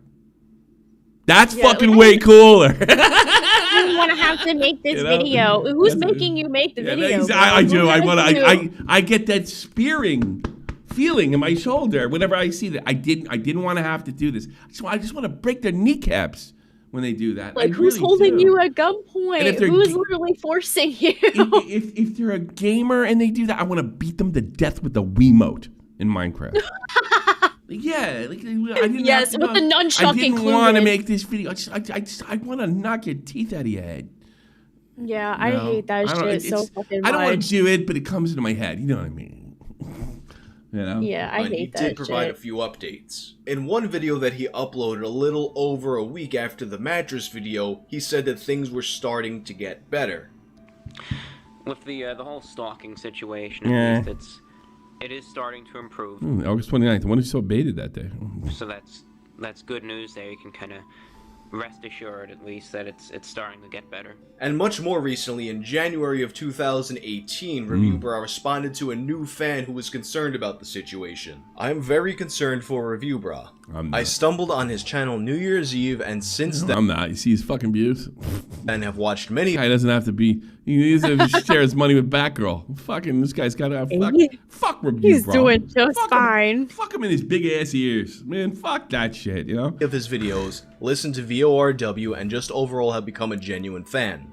I've been watching his Q&A videos because I want to understand and know more about him. He's just so genuine and sweet, and despite only watching for a few days, I just want to see him flourish in life and be happy. That's not a burrito. We don't have Taco Bell over here. I'd love to have burritos with you.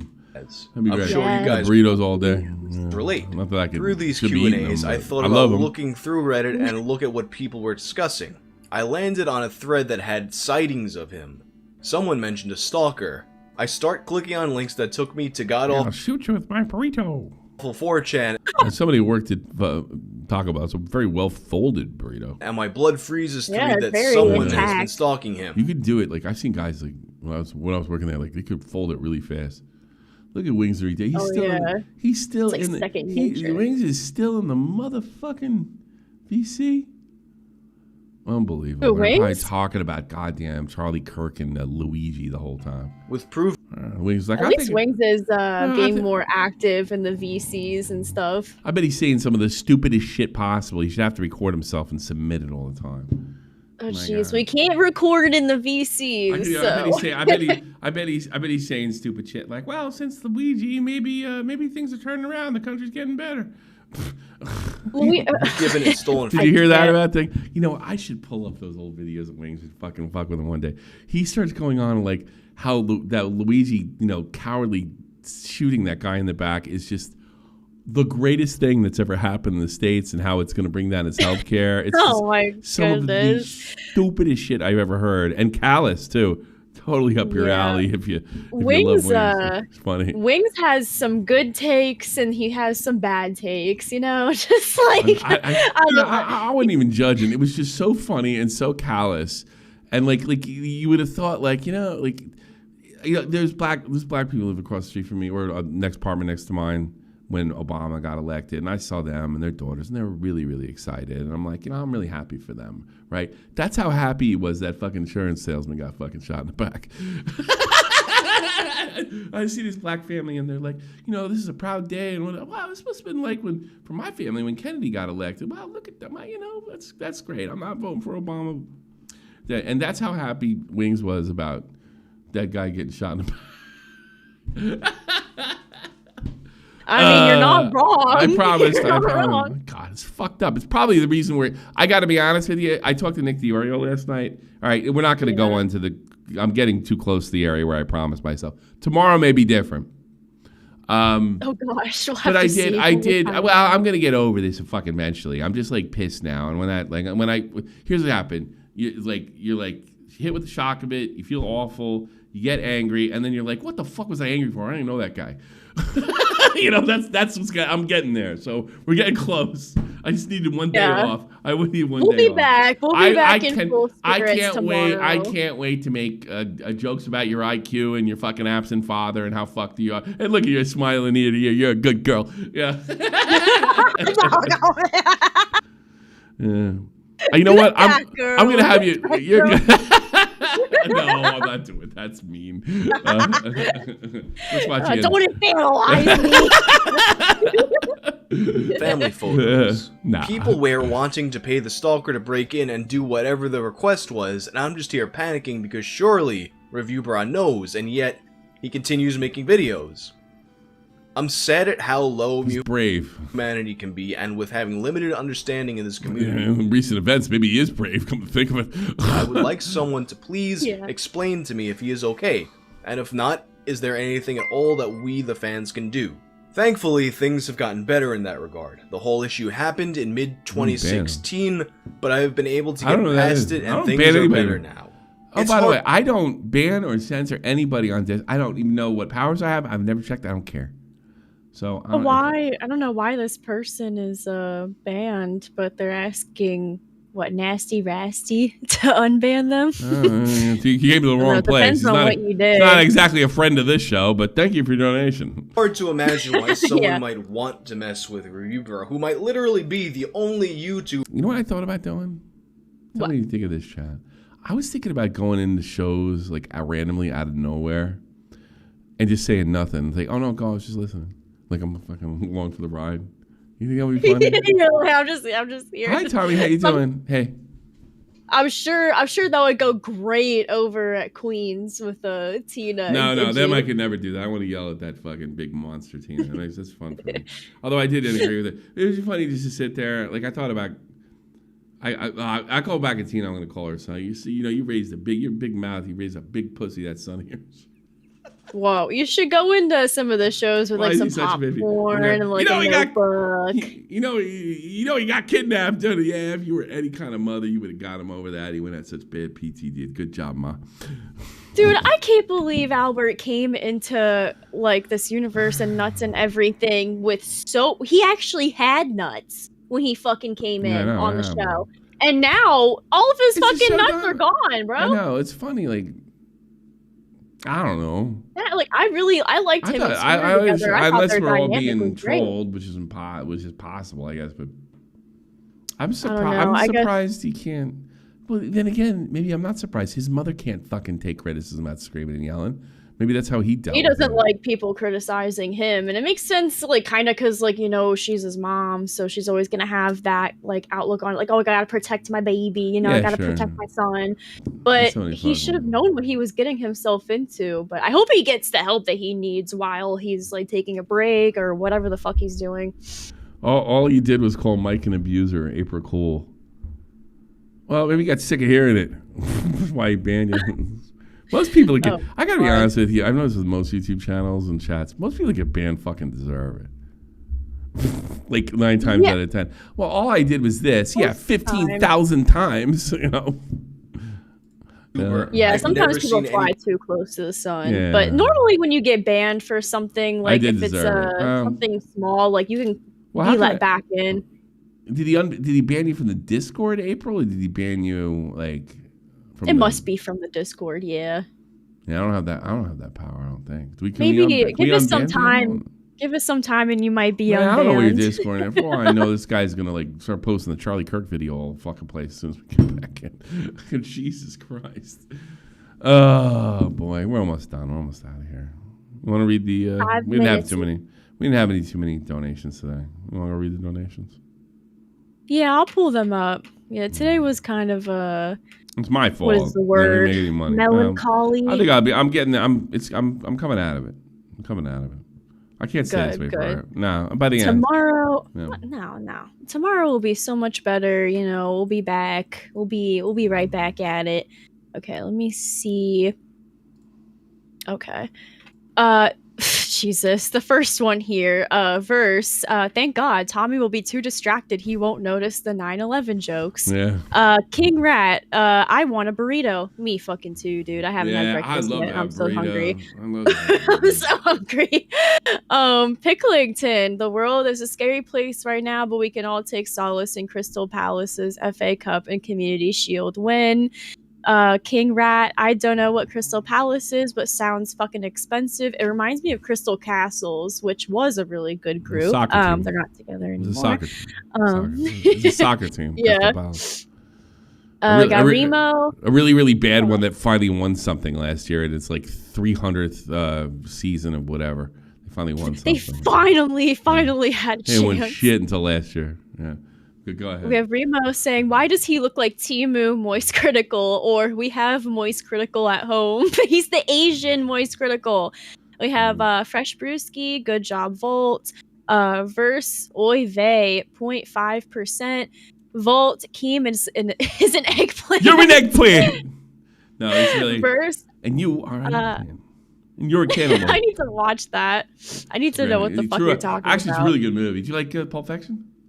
Yeah. All right, Quentin Tarantino didn't direct this, but he wrote it, so you can hear the Tarantino dialogue. Okay. Right. There's some. I think it's a self-insert. I think the Christian Slater character is a bit of a self-insert too, but. Christian Slater, he's a good actor. He was in Heathers, right? Yes. That Heathers movie, I like this that. This is when he was like just off of being like this is his last second of being cool, you know. Oh, okay. Yeah, Heathers came out like 91. Heathers was a pretty wild movie. It was good. I like that. It's funny because I think the girls were Heathers, but nowadays they're Stacy's. Remember now? It's like, back then they were Heathers. We have Verse saying how much to feature Ron Jeremy on Cafe. I think you have a connection with it or contact with him. Rum said Captain and Turkey Tom's least favorite hero. Verse, if you saw Tommy's homepage, you'd realize he's on the spectrum: history, mobsters, crime, cats, and more cats. King Rat, Batgirl, as a rat, I respect your species, so I have wing envy. Rum, for breakfast, said, yeah, for some reason, all the mentally disabled people disappeared from Germany around the 1930s. Verse said, someone clip that and give it to Wang. Tommy wants to full mouth Justin, gay flag emoji. April, love you guys, and ban me on Discord, nasty rasty. Thank you guys. Hopefully eventually you'll be unbanned. Normally people get multiple chances to come back. We've seen it. No, mate, you're never coming back to Discord again, mate. I'll see to that, mate. I'll see to that. You don't belong here. You said something out of turn, mate. I've got to gather me things. I gather me things, and I'll be gathering me thoughts and I'm letting you back in the Discord, mate. You shouldn't have said my mic, gather mate. Me bands. Gather up me band worlds. No, the band. That's not Australian. That's fucking English. You sound like that's Cockney English. That's the accent you're doing. It's the South London, I think. It's a whole mix. It's a whole mix of all of them. I don't think we're going to football practice today. I think I'm going to fucking bring it in. What? No football practice? No. I'm bringing him in. I just did a shitty move. I did my best. I really did. I think you need a nap. Yeah, I feel it. I think I'm thinking about it. No, I don't need a nap because I have to take care of my son for the next couple hours, but I think I'm going to go to bed really early tonight. Maybe I'll come back and stream to keep myself up. But that was that Rastov? You did.